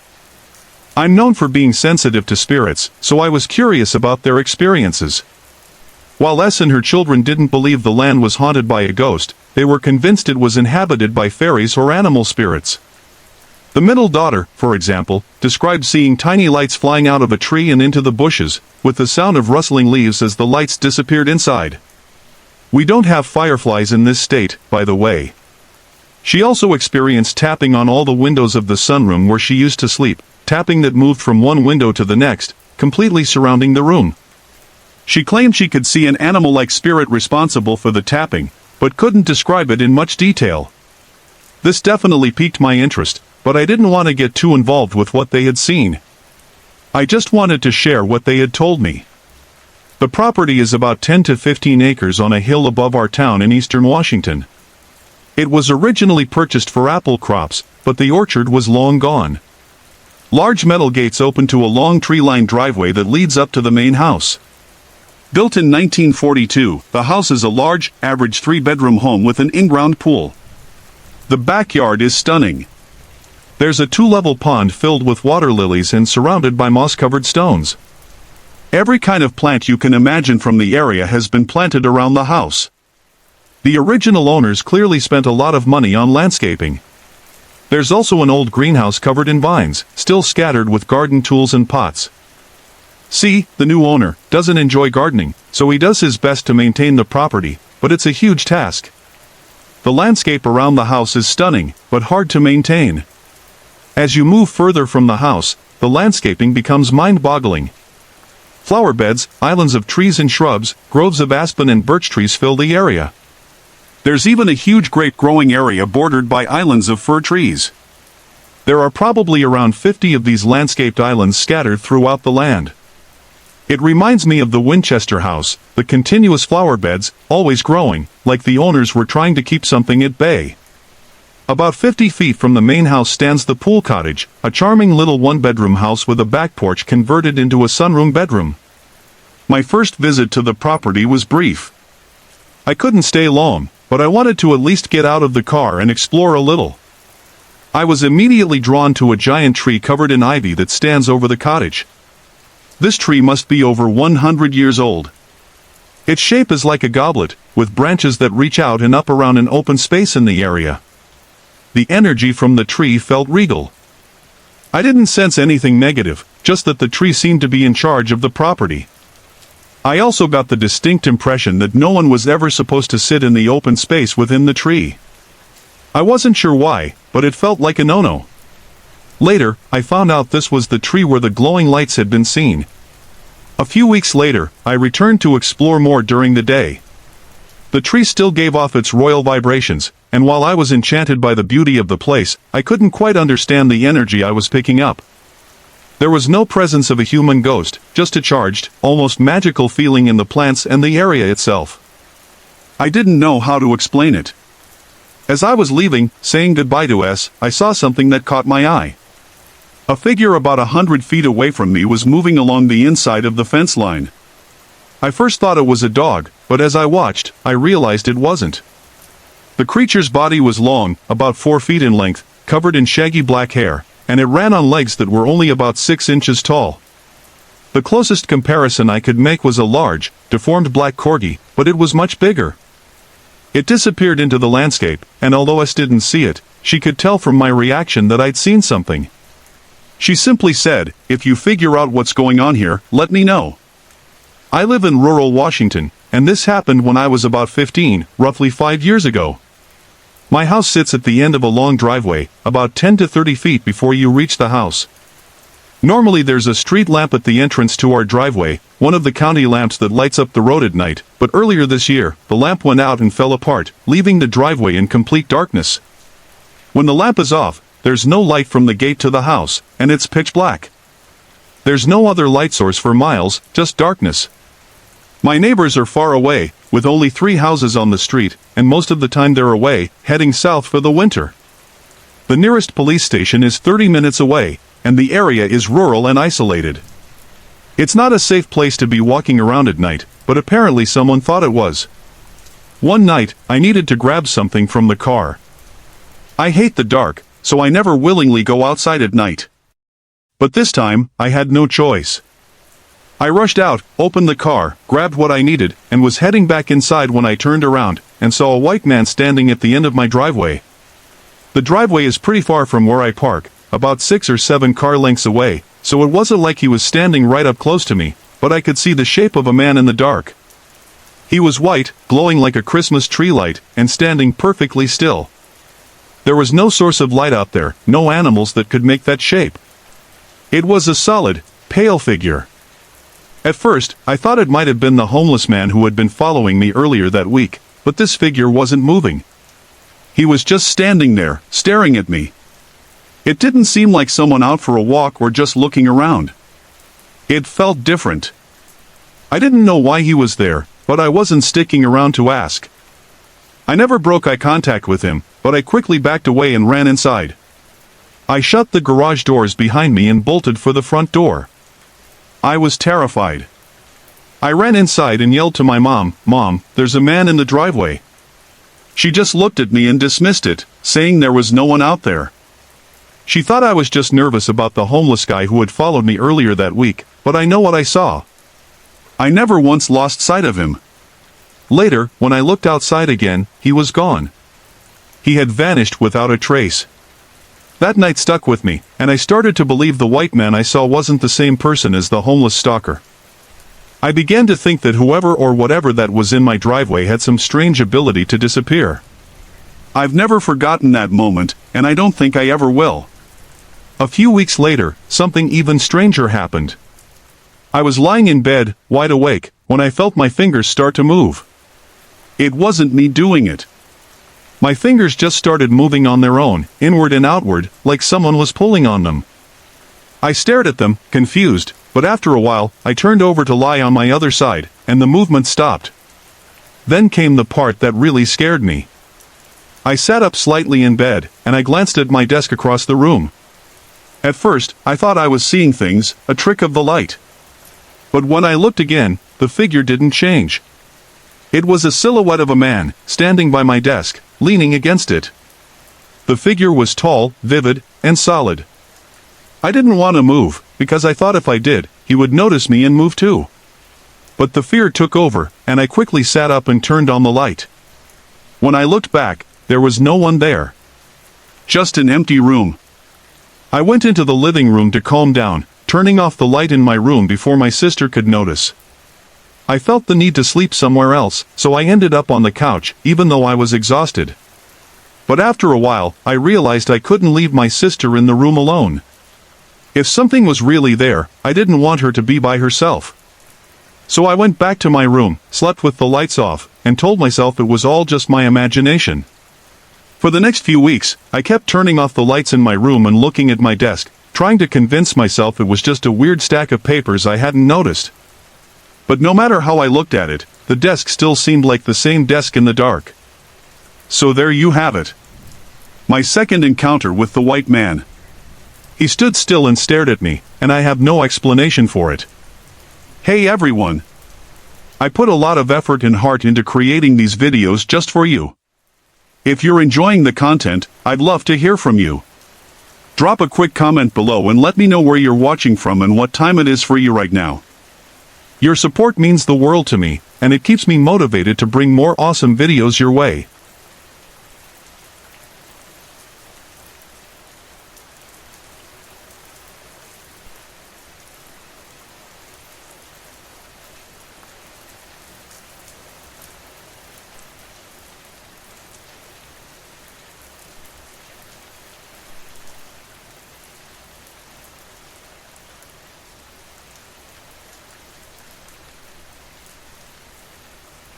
When I was around 12 years old, I was at that age where everything seemed dumb. My little brother, Isaac, who was about 9 at the time, was completely obsessed with ghosts. He was convinced our house was haunted, especially since some people had died in it. He and his friends would often go ghost hunting, waking me, my sister, and even my parents with tales of ghost sightings. My sister Les, who was around 6 or 7, totally believed them. On stormy Saturdays, they'd stay up all night, hunting ghosts and making a big deal out of it. As the oldest, I thought it was all stupid and stayed out of their way. That is, until I realized that maybe, just maybe, there was something to their stories. It was one of those stormy Saturdays. The rain was coming down hard, and the wind howled outside. It was about 3:00 p.m. My dad was out with friends, and my mom was at a baby shower. I was babysitting and watching a movie, trying to ignore the chaos in the kitchen where Isaac and Les were plotting their ghost hunting adventures. I got up from the couch to make some sandwiches for my siblings. As I walked by, I glanced at the chalkboard they had set up with their plans. "Hey B-E-C-K-I-E," Les shouted in her usual excited voice. I looked up and half smiled, rolling my eyes as I started making the sandwiches. "Would you like to help with ghost hunting?" Isaac asked, his voice full of mischief. "Yeah," Les shouted, bouncing on her feet. I sighed and turned around, shaking my head. "No, I'm good." "Oh please, B-C-K-I-E, P-L-E-A-S-E," Les begged, practically jumping up and down. I raised an eyebrow. "Ham or jelly?" I asked, trying to distract them. "B-C-K-I-E." Isaac moaned in frustration, but I didn't want to deal with their ghost obsession. I handed them their sandwiches, hoping they'd leave me alone, but they didn't. Finally, I gave in. "Fine, I'll help, but only because you won't stop bothering me." It was about 4:30 p.m. by the time my mom came home. Isaac and Les were still plotting, and I was trying to ignore them. Mom said it was great that we were all playing a game together, but Les quickly corrected her. "It's not a game," she said, her voice serious. I rolled my eyes, and my mom gave me a knowing look. By 8:30 p.m., the storm had worsened. The wind howled, and the house shook with each strike of thunder. "It's time, L-E-S-L-O-I," Isaac announced. I corrected him, but he was too excited to listen. He grabbed Les's hand and pulled her upstairs. I reluctantly followed them, curious but not really believing in what they were doing. We went into a room I didn't even know existed. It was small, pitch dark, with no windows, no closets, just a single rocking chair sitting in the middle of the room. I sat down in it, thinking it was just a joke. "Stop!" Les suddenly shouted. She pulled me out of the chair. "That's Cassidy's chair." I was confused. "Who's Cassidy?" I asked. Isaac and Les looked at each other with wide eyes. "A friend of yours," they muttered in unison. "Friend?" I asked, still not understanding. Les's eyes went wide, and she pointed at the chair. "She's the you about," she shouted. I felt a chill run down my spine. "Really?" I asked, my voice trembling. Les shook me and pointed again, her voice urgent. "Look, it's rocking." I turned to the chair, and my stomach dropped. The rocking chair was moving by itself. It wasn't the wind or a draft. It was moving on its own. I couldn't breathe. I thought maybe I was imagining it, but then I heard Isaac whispering, "Cassidy, it's us. Come on, girl, it's okay." Suddenly, a loud thunderclap cracked through the house, and lightning flashed through the small, dark room.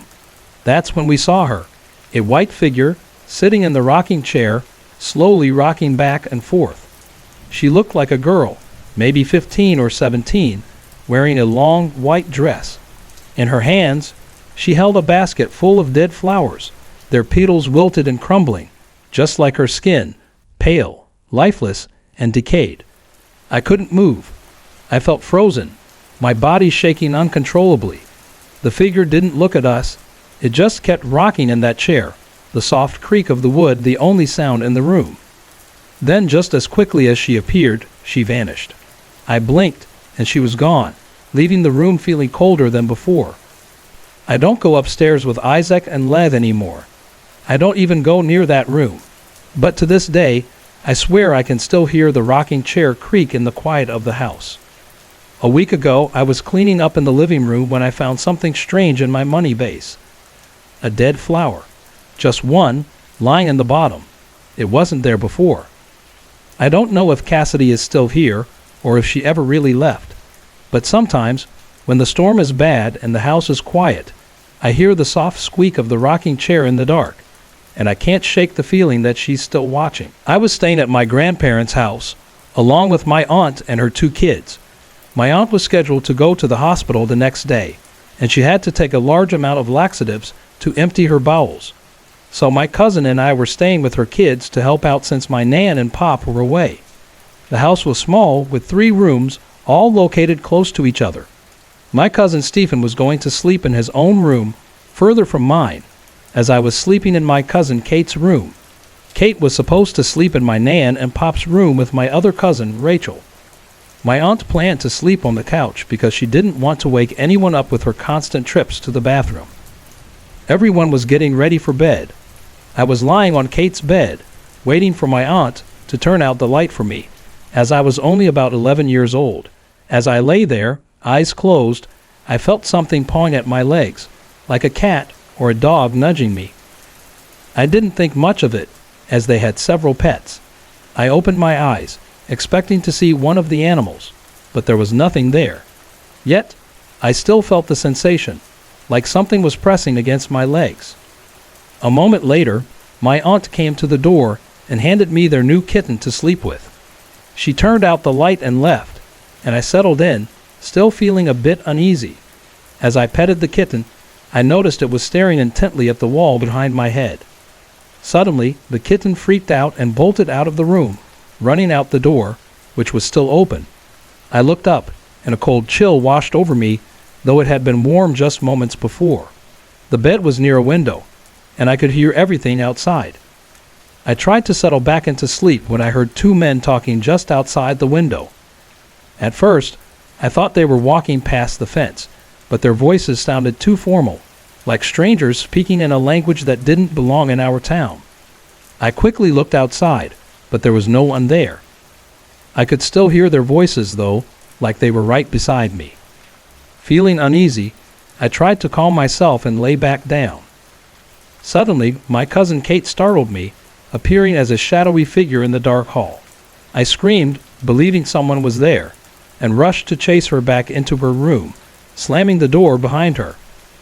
I laid back down, now fully on edge, but as I tried to settle, I felt the coldness return. Apologies for the interruption. If you're enjoying the video, please let me know in the comments from where you are watching. Don't forget to like and subscribe for more. I was about to get up to find another blanket when I looked over toward the doorway where the light switch was. That's when I saw it, the outline of a little girl standing in the doorway. I froze. It couldn't have been Kate. This figure was shorter and had longer hair. The doors in my grandparents' house squeaked loudly if they were opened, and I hadn't heard the door open. I stared at the figure, which seemed to be holding something in her hand. It glinted, and I thought it looked like a long knife blade. The figure slowly moved toward me, and in a panic, I screamed as loudly as I could, calling for my aunt. I squeezed my eyes shut, terrified. My aunt rushed in, turning on the light, asking what was wrong.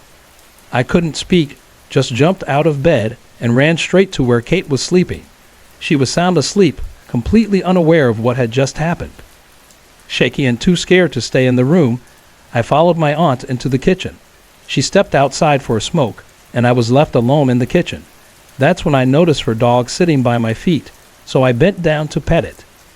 As I did, I felt a hand gently rub my back, as if someone were reassuring me, telling me it was okay. I stood up, looking around, but there was no one there. I still won't sleep in that room to this day, and Kate has also had her own experiences in that house. She's seen and heard things too. That night changed everything for me. I'm still not sure who, or what, was trying to reach out to me, but I'll never forget it. This happened a couple of years ago when my family had just moved into a new house. Adjusting to a different neighborhood wasn't easy, and I was still getting used to everything. One night, my parents weren't home, so I invited my friend over. We were sitting in my room, gossiping about boys, when she suddenly said she needed to use the washroom. While she was in there, I decided to sneak downstairs to grab us a snack, thinking it'd be a fun surprise when she came out. But when I came back upstairs, I found her staring at me, looking completely stunned. "How did you leave so quickly when I was just talking to you?" she asked, her voice trembling. I froze. "What do you mean? I've been downstairs the whole time." She looked at me in confusion. "No, you were just here talking to me in the bathroom. I heard your voice." We both stood there for a moment, utterly freaked out. She was sure it was my voice she had heard, clear as day, but I hadn't been anywhere near her. That night, after my parents came home, my friend and I were getting ready to go to bed. We fell asleep around 1:30 a.m., but I didn't sleep well. The air in the house felt heavy, and I kept waking up every few minutes, uneasy. The next morning, after my friend left to go home, I was walking upstairs when I suddenly felt this unsettling sensation. It was as though someone was following me. I turned around, and to my horror, I saw a dark figure trailing behind me. The closer it got, the more I could see. It had a hood that kept emerging more and more as it walked toward me. The chill in the air was suffocating. My heart raced. I turned and ran straight to my room, slamming the door behind me and locking it. I told my parents what had happened, but they just brushed it off, assuming it was my imagination. I was desperate for answers, so I asked my mom, who had lived in the house before us. Her face darkened when I asked, and she hesitated before speaking. "A lady and her children," she said softly. "But why do you ask?" I asked what happened to her, and in a quiet voice, she told me, "The woman who lived here before, she committed suicide in the laundry room." I felt my blood run cold. I couldn't believe it. My stomach twisted as I realized that the house I was living in had witnessed such a tragedy. A few days later, I was doing laundry when it happened. The laundry room door suddenly slammed shut behind me. My heart jumped in my chest, and I felt like I couldn't breathe. Panicking, I quickly shoved the door open and bolted out of the room, my pulse racing. After that, things seemed to calm down. I didn't see anything else, at least not until I was babysitting my baby cousin with my friend. We were playing in the spare room when suddenly my cousin, who was only a toddler, pointed up at the ceiling and started crying uncontrollably. Terrified, I rushed to her side, trying to comfort her, but she kept pointing at the ceiling, her cries growing louder and more frantic. I ran to get my camera, shaking, unsure of what I was about to capture. When I snapped a picture of where she was pointing, my blood ran cold. There in the corner of the image was a strange white shape, almost like a figure, but completely unrecognizable. We stared at the photo in horror. It wasn't just a blurry spot or a trick of the light. It was something, someone, a shape that shouldn't have been there. I showed my parents the picture, and they were horrified. The next day, they called a priest to come and bless the house. After that, things seemed to quiet down. The atmosphere in the house felt lighter, and I never saw anything else. Since that day, I haven't experienced anything else. No dark figures, no strange sounds, no ghostly voices. But every now and then, when I think back to that house, I can't shake the feeling that something is still there, watching from the shadows. It was the year 2004, and we had just moved from Salinas, California, to Orland. My husband and I were excited to start fresh in a new home. On our very first night in the new house, we were settling into the front room since we hadn't yet moved all of our furniture. The house was empty save for us. After a long, exhausting day of moving, my husband fell into a deep sleep almost instantly. I lay next to him, still awake, adjusting to the quiet of the new place. That's when it happened, something I wasn't expecting, but that I will never forget. I heard a heart-wrenching, wailing cry of a woman. It sounded like it was coming from inside the house. My heart stopped. I immediately got up and tried to wake my husband, but he wouldn't stir. Panicking, I searched the house, certain someone must have broken in. I checked every room, but there was no one there. I rushed outside, thinking the sound might be coming from outside, but I found nothing. The crying was unmistakably coming from within the house. I went back inside, my mind racing, and as soon as I did, the crying stopped. I tried again to wake my husband, and this time he woke up instantly. I told him what happened, but I could see the doubt in his eyes. That's when it hit me. This house was haunted. For the next 2 months, things seemed to quiet down. But I soon realized that the paranormal activity wasn't over, just dormant. Cupboards would be open, even though I was sure I hadn't opened them. Objects would go missing, only to reappear in strange places. Our pets, dogs and cats, would act strangely, staring at empty corners or growling at nothing. It was as if they sensed something I couldn't see, something that wasn't quite right. On my birthday, I received a voice recorder. Being a spiritual person, I was excited to see if I could capture the voices of family members who had passed on. But what I didn't expect was that the voices on the recorder wouldn't be from my family at all. I started recording at night, when my family was asleep, hoping to hear a message from the other side. When I played back the recordings the next day, I was shocked. There were voices, strange, disembodied voices, ominous eep-heeps, electronic voice phenomena that made the hairs on the back of my neck stand on end. I became obsessed. Every night I recorded, and every morning I'd find new voices on the tape. There were multiple voices, male, female, and even a child's voice. It was then that I realized we weren't dealing with just one spirit, but several. The hauntings soon escalated. My daughter began to get scratches on her body. She would wake up with bruises, and sometimes she would even be tripped or pushed by an unseen force. The worst part came when it seemed as though the spirits were taking control of her. She would act strangely, almost like she wasn't herself. Terrified, I realized I couldn't handle this alone. Desperate for help, I turned to the Catholic Church, even though I'm not Catholic myself.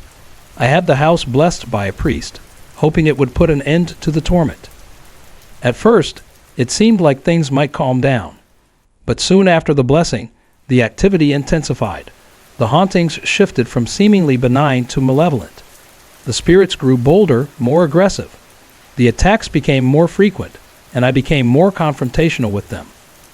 I yelled, cursed, and challenged the spirits to face me, hoping that if I showed my strength, they would leave my family alone. But when anger didn't work, I turned to a more spiritual approach. I began asking for help from a higher power, praying for protection, and trying to keep my anger in check. Despite my attempts to be calm, I would sometimes lose control and lash out at the spirits, warning them that they'd have to deal with me and not my children. This went on for months. Eventually, my family and I made the decision to leave the house and move to another town. But to my horror, the entities followed us. We moved twice to 2 different cities, but the hauntings didn't stop. I was terrified, angry, and confused. But over time, I began to learn more about hauntings, spirits, and the paranormal. I studied books, took spiritual classes, and developed my abilities as a medium. I had always known I was gifted, but now I was using my abilities to communicate with the entities that had followed us. I stopped seeing myself as a victim. Instead, I began to see the spirits as beings that I could coexist with, as long as I respected them. Over time, the malevolence of the hauntings began to subside. I found a way to live with them, to communicate with them, and to coexist peacefully. But this is just the beginning of my story. Just because you're experiencing a haunting doesn't mean you have to be a victim. There are ways to empower yourself, and I learned that through my experiences. I faced the spirits, and I didn't back down. If I can overcome it, I believe anyone can. Hey everyone, I put a lot of effort and heart into creating these videos just for you. If you're enjoying the content, I'd love to hear from you. Drop a quick comment below and let me know where you're watching from and what time it is for you right now. Your support means the world to me, and it keeps me motivated to bring more awesome videos your way.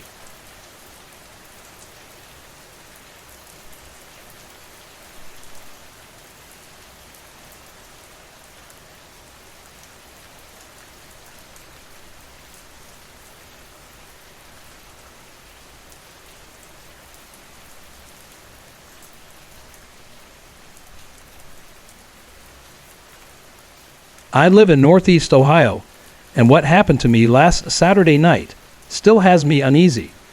I've been trying to find others who might have experienced something similar.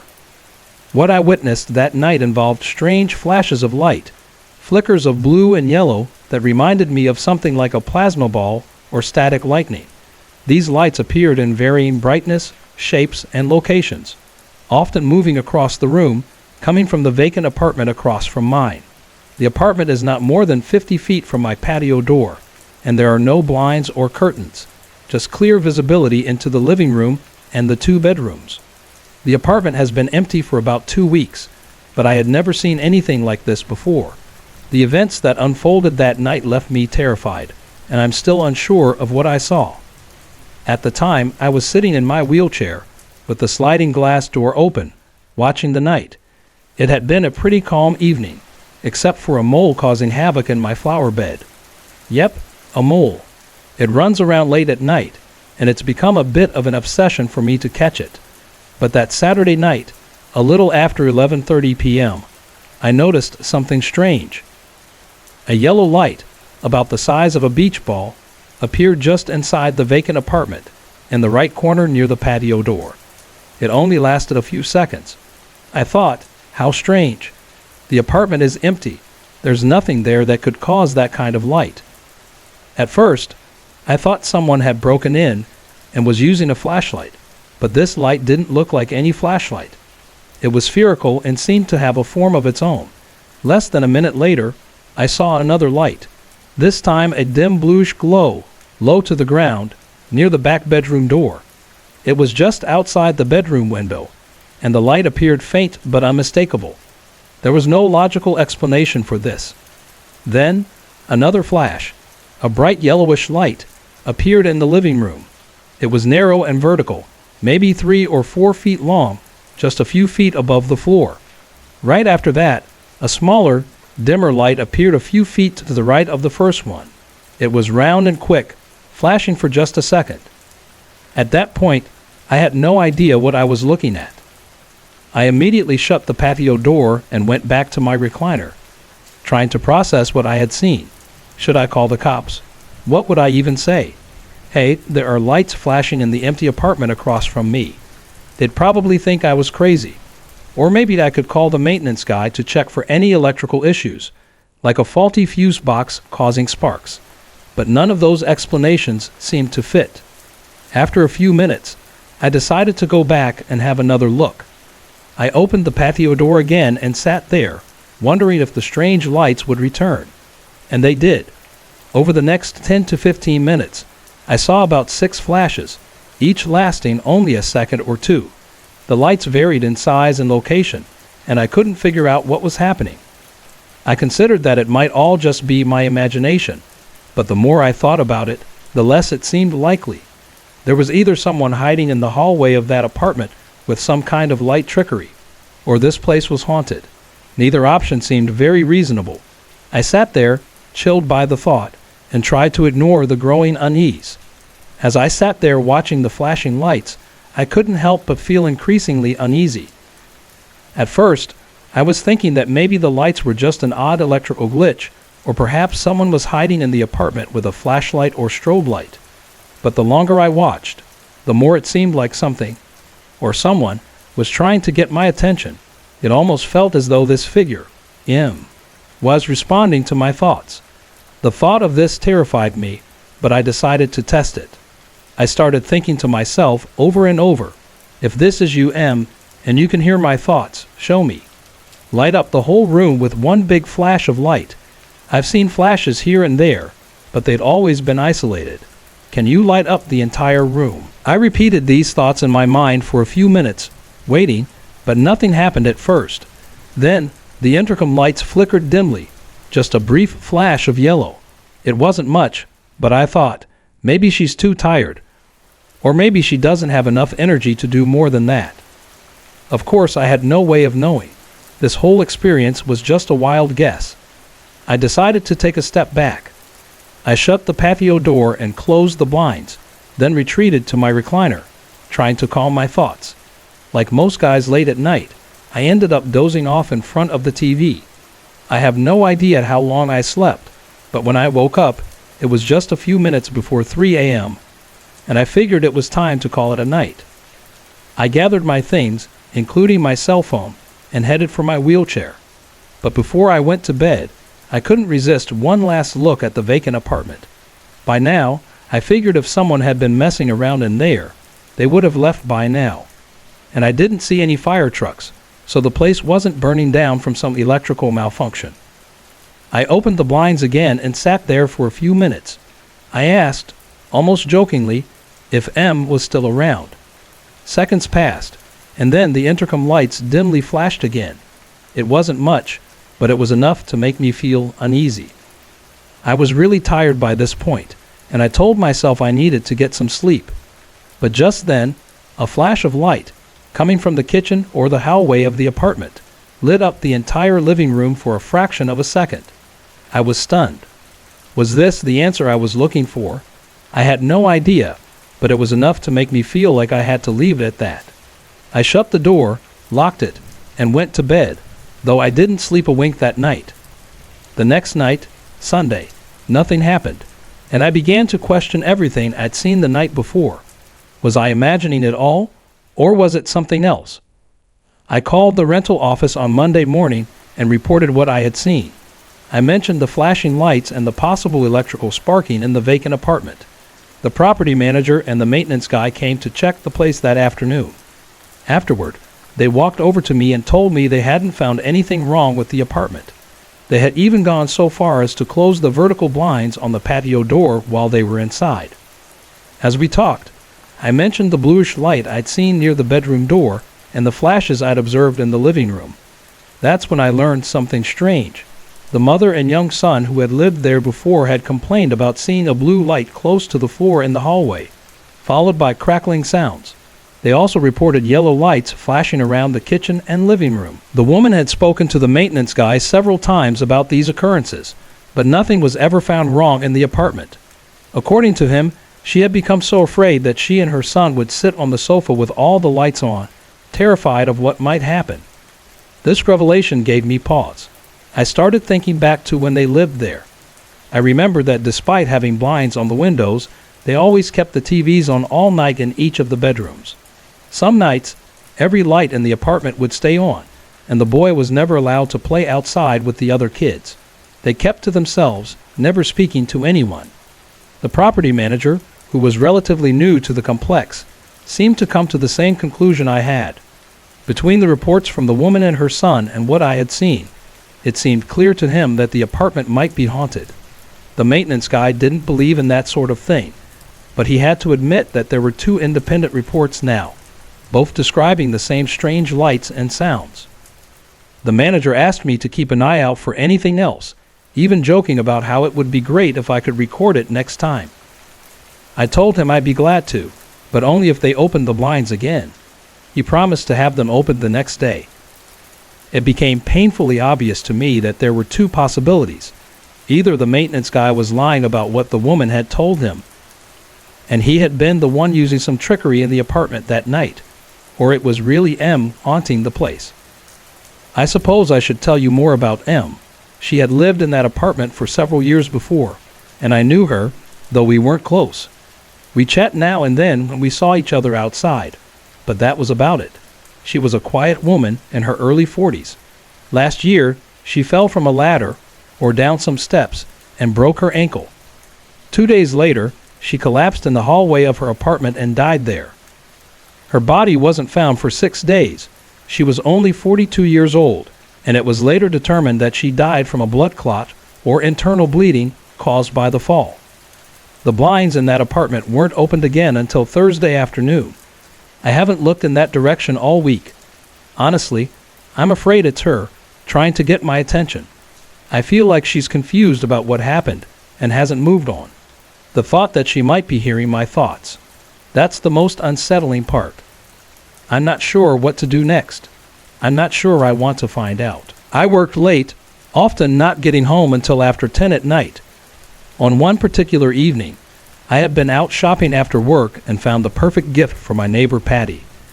A glass cutting board with a beautifully painted rooster on it. It was just her style. and I thought she'd be delighted when she found it on her porch in the morning.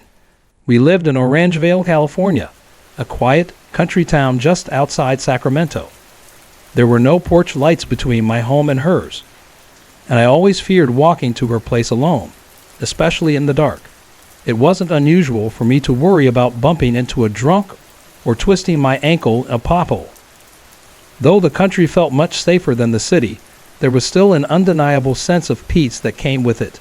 The hawks soaring above, the occasional coyote howling in the distance, and the towering oaks that had stood for centuries.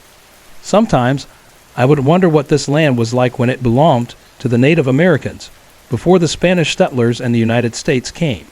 That night, however, I wasn't thinking about history. I was more concerned about feeling safe, so I took my baby dog Jelly Bean with me. She was a German shepherd, loyal, protective, and a wonderful companion. As we neared Patty's porch, I heard a voice from behind me. It sounded like it came from just a yard away, over my left shoulder, and it clearly said, "Shaunetta." The voice was so close, so real, that my body immediately tensed, adrenaline pumping through my veins, and goosebumps covering my arms. I turned around quickly, ready to scream and alert anyone nearby if I had to. But there was no one there. The night was still. Jelly Bean was busy sniffing some flowers, completely oblivious to what had just happened. Confused and slightly shaken, I stood there trying to make sense of what had just occurred. The voice had been clear, but there was no source, no one in sight. And the word itself, Shaunetta, meant nothing to me. I'm a logical person, and at first, I tried to convince myself it was just a trick of the wind, a figment of my imagination. But deep in my gut, I felt something else, that I had intruded on someone's space, and they weren't happy about it. There was an overwhelming sense of unease, like something was watching me, or perhaps warning me. I didn't waste any time. I ran to Patty's porch, dropped off the gift as quickly as I could, and called for Jelly Bean. We hurried back home, locking the door and shutting every window behind us. I knew it was a ghost. I could feel it. The energy in the air had shifted. My protective dog, normally so alert, had been completely unbothered, but I knew something wasn't right. That night, I couldn't shake the feeling. I sat there with Jelly Bean, petting her for what felt like hours, trying to calm my nerves. When the sun came up, I was determined to figure out what had happened. I left early for school and spent the morning researching the word Shaunetta, but I couldn't find any definition for it. Not in any dictionary, not on any website. The mystery only deepened. But then things started to unravel. The very next day, I was let go from my well-paying job. No warning, no explanation. It hit me hard. A few weeks later, Jelly Bean, my loyal companion, began to get very sick. The vet told me there was nothing they could do. 3 weeks after her diagnosis, she passed away from a stomach tumor. Then my car's transmission blew. I relied on that car to drive 30 miles to school, and without it, I had to drop out. The blows kept coming, one after another. And then came the worst news of all. My beloved aunt, Honey Joe, called to tell me that doctors had given her only 2 weeks to live. She was 74, fit, healthy, and a non-smoker. Yet she had developed lung cancer, and it was terminal. Honey Joe had always been closer to me than anyone else, even my own parents. I went to visit her, and just a few days later, she passed away. All of this happened in a span of just 3 months, one devastating event after another. I couldn't help but wonder, was it all connected? Was the voice I'd heard that night a warning? Could it have been a Native American spirit, angered by my presence and seeking revenge for something I didn't understand? The timing of everything was just too much to ignore. It felt like the voice was part of a larger force, something beyond coincidence. One night, she was home alone in her apartment, sitting at her computer. As the night went on, she grew tired and decided it was time for bed. After turning off the lights, she settled under her covers, ready to sleep. But as soon as she lay there in the dark, an unsettling feeling washed over her. It was the kind of feeling you get when you know you're not alone, but you can't see anything. Her room, which was right next to the kitchen, felt different. She couldn't shake the sense that someone, or something, was in there with her. At first, she thought it was her imagination, but then she heard footsteps. Someone was walking around in the kitchen. She knew instantly it wasn't her parents. They were out for the evening. The sounds continued, slow, deliberate steps, until they stopped. The presence seemed to be standing just outside her door, and she could feel it, as if it were right there in the room with her. But was it evil? Terrified, she burrowed deeper under her covers, unsure of what to do. Then, something reminded her of a conversation we'd had. I had told her, "I know it's easy to say but hard to do, but when something like this happens, you have to be brave. Don't let it scare you. You're the boss. You have the power to make it leave. Sometimes spirits don't even realize they're frightening you. You need to face it. I know it's not easy, but it's the right thing to do. If I were in your shoes, I'd try my best too." In that moment, my friend decided to face the fear head on. She whispered to herself, "I can do this. I am strong enough." She threw the covers off her face and scanned the room. It was empty. There was no one there. Still, she could feel the presence, lingering in the air. To test it, she spoke out loud, "If you're here, move the plastic bag next to me." She waited, holding her breath. Nothing happened. The bag stayed exactly where it was, but she knew the spirit was still there. It hadn't moved, but she felt it, close.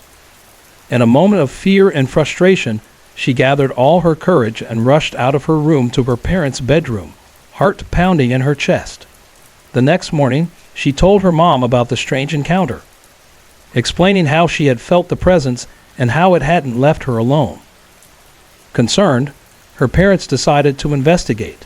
They went downstairs to speak with the owners of the house, asking if anyone had passed away upstairs. The owners confirmed it. A woman named Rosa had died in that very house. She had lived there for years, but she only spoke Spanish. She hadn't communicated much with anyone in the house, perhaps because of the language barrier. After learning this, my friend realized why the spirit hadn't responded to her earlier. Rosa couldn't understand English. This revelation didn't bring comfort, though. It only made the whole situation more unnerving. Rosa didn't seem to be evil, but she was still a presence that couldn't be ignored. That night, my friend tried again. She lay in bed, feeling the familiar weight of the room's energy pressing in on her. She knew Rosa was there. Without hesitation, she spoke in Spanish. "Si eres Rosa, mueve esa bolsa de plástico."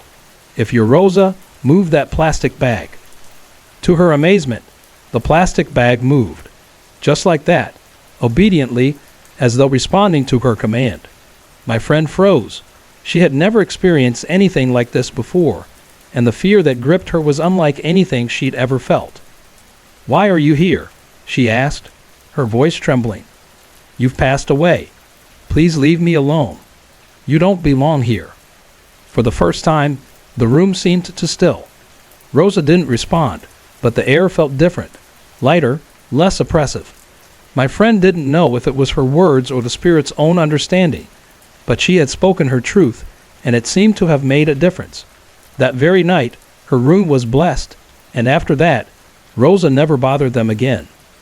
The feeling of unease lifted, and the house felt calmer. I've always believed in ghosts. In fact, I've had a strong belief in them since I was about 3 years old. However, I never thought I'd actually encounter one. As a child growing up in Kennington, London, I experienced strange things in our house that I couldn't explain. For example, I would leave the living room, and suddenly the entire house would turn cold, except for the living room, which would stay warm. It was a stark contrast, and something that never made sense. But it wasn't just the temperature. I was a light sleeper, and during the night, while everyone else was sound asleep, I would hear footsteps walking around the house, things being dropped, and odd noises coming from the kitchen. It was eerie, because I knew it wasn't my family. They could sleep through anything, even a hurricane.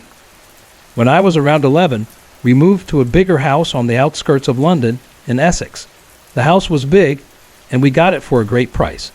For a while, everything seemed normal. But then, about a year ago, something started happening that truly unsettled me. I began experiencing episodes where I'd wake up in the middle of a nightmare.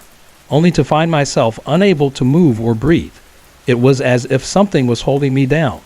The dreams themselves were terrifying. Often, something or someone was after me, and I'd see visions of terrible things happening in the house. During these episodes, I'd open my eyes, and it would be pitch black, except for the glow of the TV in the corner. I tried to get up, terrified, but I couldn't move. I desperately tried to get to my parents' room, but I couldn't even make my body move. It felt like I was paralyzed. At first, these episodes happened only once in a while, maybe twice a month, but then they started happening more frequently. Soon, it became a regular occurrence, and I began to dread going to sleep. The fear of being trapped in my own body, unable to escape the horrifying dreams, was overwhelming. One of the worst instances happened just this morning. I woke up from a particularly bad dream, and as I tried to get up, I realized I couldn't move at all. I couldn't breathe either. I felt like something was smothering me. My mother, who had already been helping me with these experiences, had taught me to try moving my toes and fingers when this happened. Slowly, I'd managed to wiggle them, and that would break the paralysis. At first, this trick worked, but lately, even when I try to move my fingers or toes, it's no longer effective. I've started to feel like I'm slipping into some sort of hypnotic state after waking up.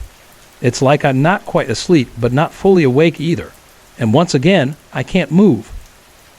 It's strange and terrifying, and I'm at my wit's end. There's a part of me that wonders if these episodes are somehow tied to something paranormal, especially after the strange experiences I had in the old house in Kennington. But I don't know if I'll ever have an answer. The last few months were quiet, and I hoped it had finally stopped.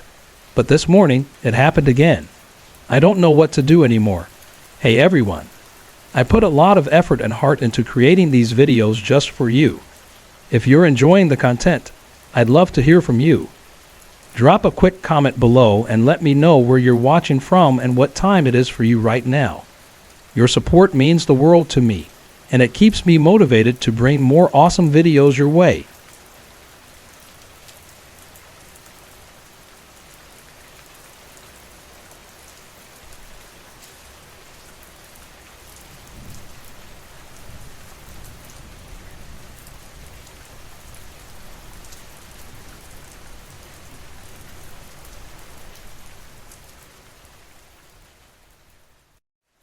The small town of Silver Springs was a quiet place where nothing ever happened. That was until the day I found the crimson velvet envelope. It was nestled in the cracks of the ground, glowing with an eerie pinkish red light. I knew it wasn't normal, but something about it called to me. I've always been fascinated by the supernatural, the idea of something beyond our understanding, something dark and mysterious, has always intrigued me. So when I saw the envelope, I didn't hesitate. I picked it up, and that's when I felt it, a wave of pure, unrelenting evil. The envelope was sealed with blood, and beneath the seal, it read, "Pour your own blood over the seal to open this letter." I bit my finger and let a few drops of blood fall onto the seal. The envelope opened on its own, and inside was a single sheet of parchment. The words were written in a shaky hand, as if the writer had been trembling with fear. "Dear human, I didn't want you to find this letter, but here we are. I'm tired. I'm so tired. I've been doing this for centuries, and I can't do it anymore. I want to die, but I need your help. You will be the last human I possess. After you, I will end it all. But first, I need to show you something you will never forget." The letter was signed, "With sadness, an old demon." I followed the instructions, signing the letter with my own blood. The moment I did, the paper burst into flames, and I was engulfed in a pinkish fire. The pain was unbearable, but it wasn't physical. It was as if my soul was being torn apart and reassembled. When I opened my eyes, I was in a dark, endless corridor. The walls were made of glass, and on the other side, I could see twisted, grotesque creatures clawing at the surface, their eyes filled with hunger and hatred. A deep, baritone voice echoed through the corridor. "Welcome to the Hollow Child. This is the antechamber to hell." I turned to see a shadowy figure standing before me. Its eyes burned like embers, and its voice was filled with an ancient, timeless sadness. "I have chosen you because you have always sought the supernatural," the demon said. "You will be the last. After you, I will end my existence. But first, I need to show you the truth." The demon led me through the corridor, past walls plastered with the bodies of sinners. Their screams echoed in my ears, a cacophony of pain and despair. At the end of the corridor, we came to a circular stone structure filled with black, swirling water. "This is a demon graveyard," the demon explained. "The water can heal or inflict pain, depending on its color. White for healing, black for pain." The demon instructed me to cut my hand and let my blood drip into the pool. The black water absorbed the blood, and a maelstrom formed in the center. I looked into the vortex and saw countless bodies floating in the void, demons who had met their end. "This is where I will die," the demon said. "But first, I need to leave your body." I felt a sudden release, as if a great weight had been lifted from my chest. The demon floated above me, his form shimmering in the dim light. "Thank you," he said. "You have given me the peace I have sought for centuries." Two long, shadowy arms emerged from the void and grabbed the demon, tearing him apart. The last thing I saw was his sad smile before the void consumed him. I woke up on the steps of my house, the morning sun shining down on me. My hand was still bleeding, and the mark from the envelope was still there. I don't know if it was real or just a dream, but I know one thing. The things I saw will haunt me forever. The hollow, the demons, the pool of black water. It's all burned into my memory. And sometimes, late at night, I can still hear the screams of the sinners, echoing in the darkness. Have you ever felt the presence of something otherworldly? What do you think lies beyond the veil of our reality? Emily and Sarah settled into a small town far from the city, hoping the quiet life would help Emily heal. For a while, it seemed to work. The days were peaceful, and the nights were calm. Emily even started to believe she could leave the past behind. But deep down, she knew the music box wasn't done with her. One evening, as Emily was unpacking a box of old belongings, she found it, the music box. It was sitting there, pristine and untouched, as if it had never been left behind. Her heart sank as she stared at it, the memories of the farmhouse flooding back. "Sarah," Emily called, her voice trembling. Sarah rushed into the room, her eyes widening when she saw the box. "Where did that come from?" "I don't know," Emily whispered. "I thought I left it behind. I thought it was gone." Sarah grabbed the box and threw it into the trash. "We're getting rid of it, right now." They drove to the edge of town and buried the music box in a shallow grave far from their home. Emily felt a small sense of relief as they covered it with dirt, but the unease lingered. That night, Emily dreamed of the farmhouse again. She was standing in the attic, the music box in her hands. The melody was louder than ever, filling the room with its haunting tune. The shadows in the corners of the room began to move, twisting and writhing like living things. The figure emerged from the shadows, its hollow eyes fixed on hers. It reached for her, its fingers elongating like tendrils. Emily tried to scream, but no sound came out. She woke up in a cold sweat, her heart pounding in her chest. The melody was still playing, faint and distant, but unmistakable.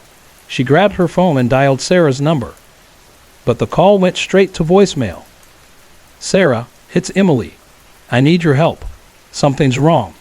I think it's back." The next morning, Sarah arrived at Emily's apartment. She had always been the practical one, the one who could talk Emily down from her fears. But even Sarah couldn't explain the strange things that had been happening. "Maybe it's stress," Sarah suggested. "You've been through a lot. Maybe you just need some time to relax." Emily shook her head. "It's not stress. It's real. I can feel it." Sarah stayed with Emily that night, and for the first time in months, Emily felt safe. But as they sat on the couch, watching TV, the music began to play. It was faint at first, but it grew louder, filling the room with its haunting melody. Sarah's eyes widened. "What is that?" Emily's heart raced. "It's the music box." The lights flickered, and the TV screen went black. The shadows in the corners of the room began to move, twisting and writhing like living things. The figure emerged from the darkness, its hollow eyes fixed on them. Sarah screamed, but Emily couldn't move. She was frozen in place, her eyes locked on the figure as it reached for her. And then, just as suddenly as it had begun, the music stopped, the figure vanished, and the room was silent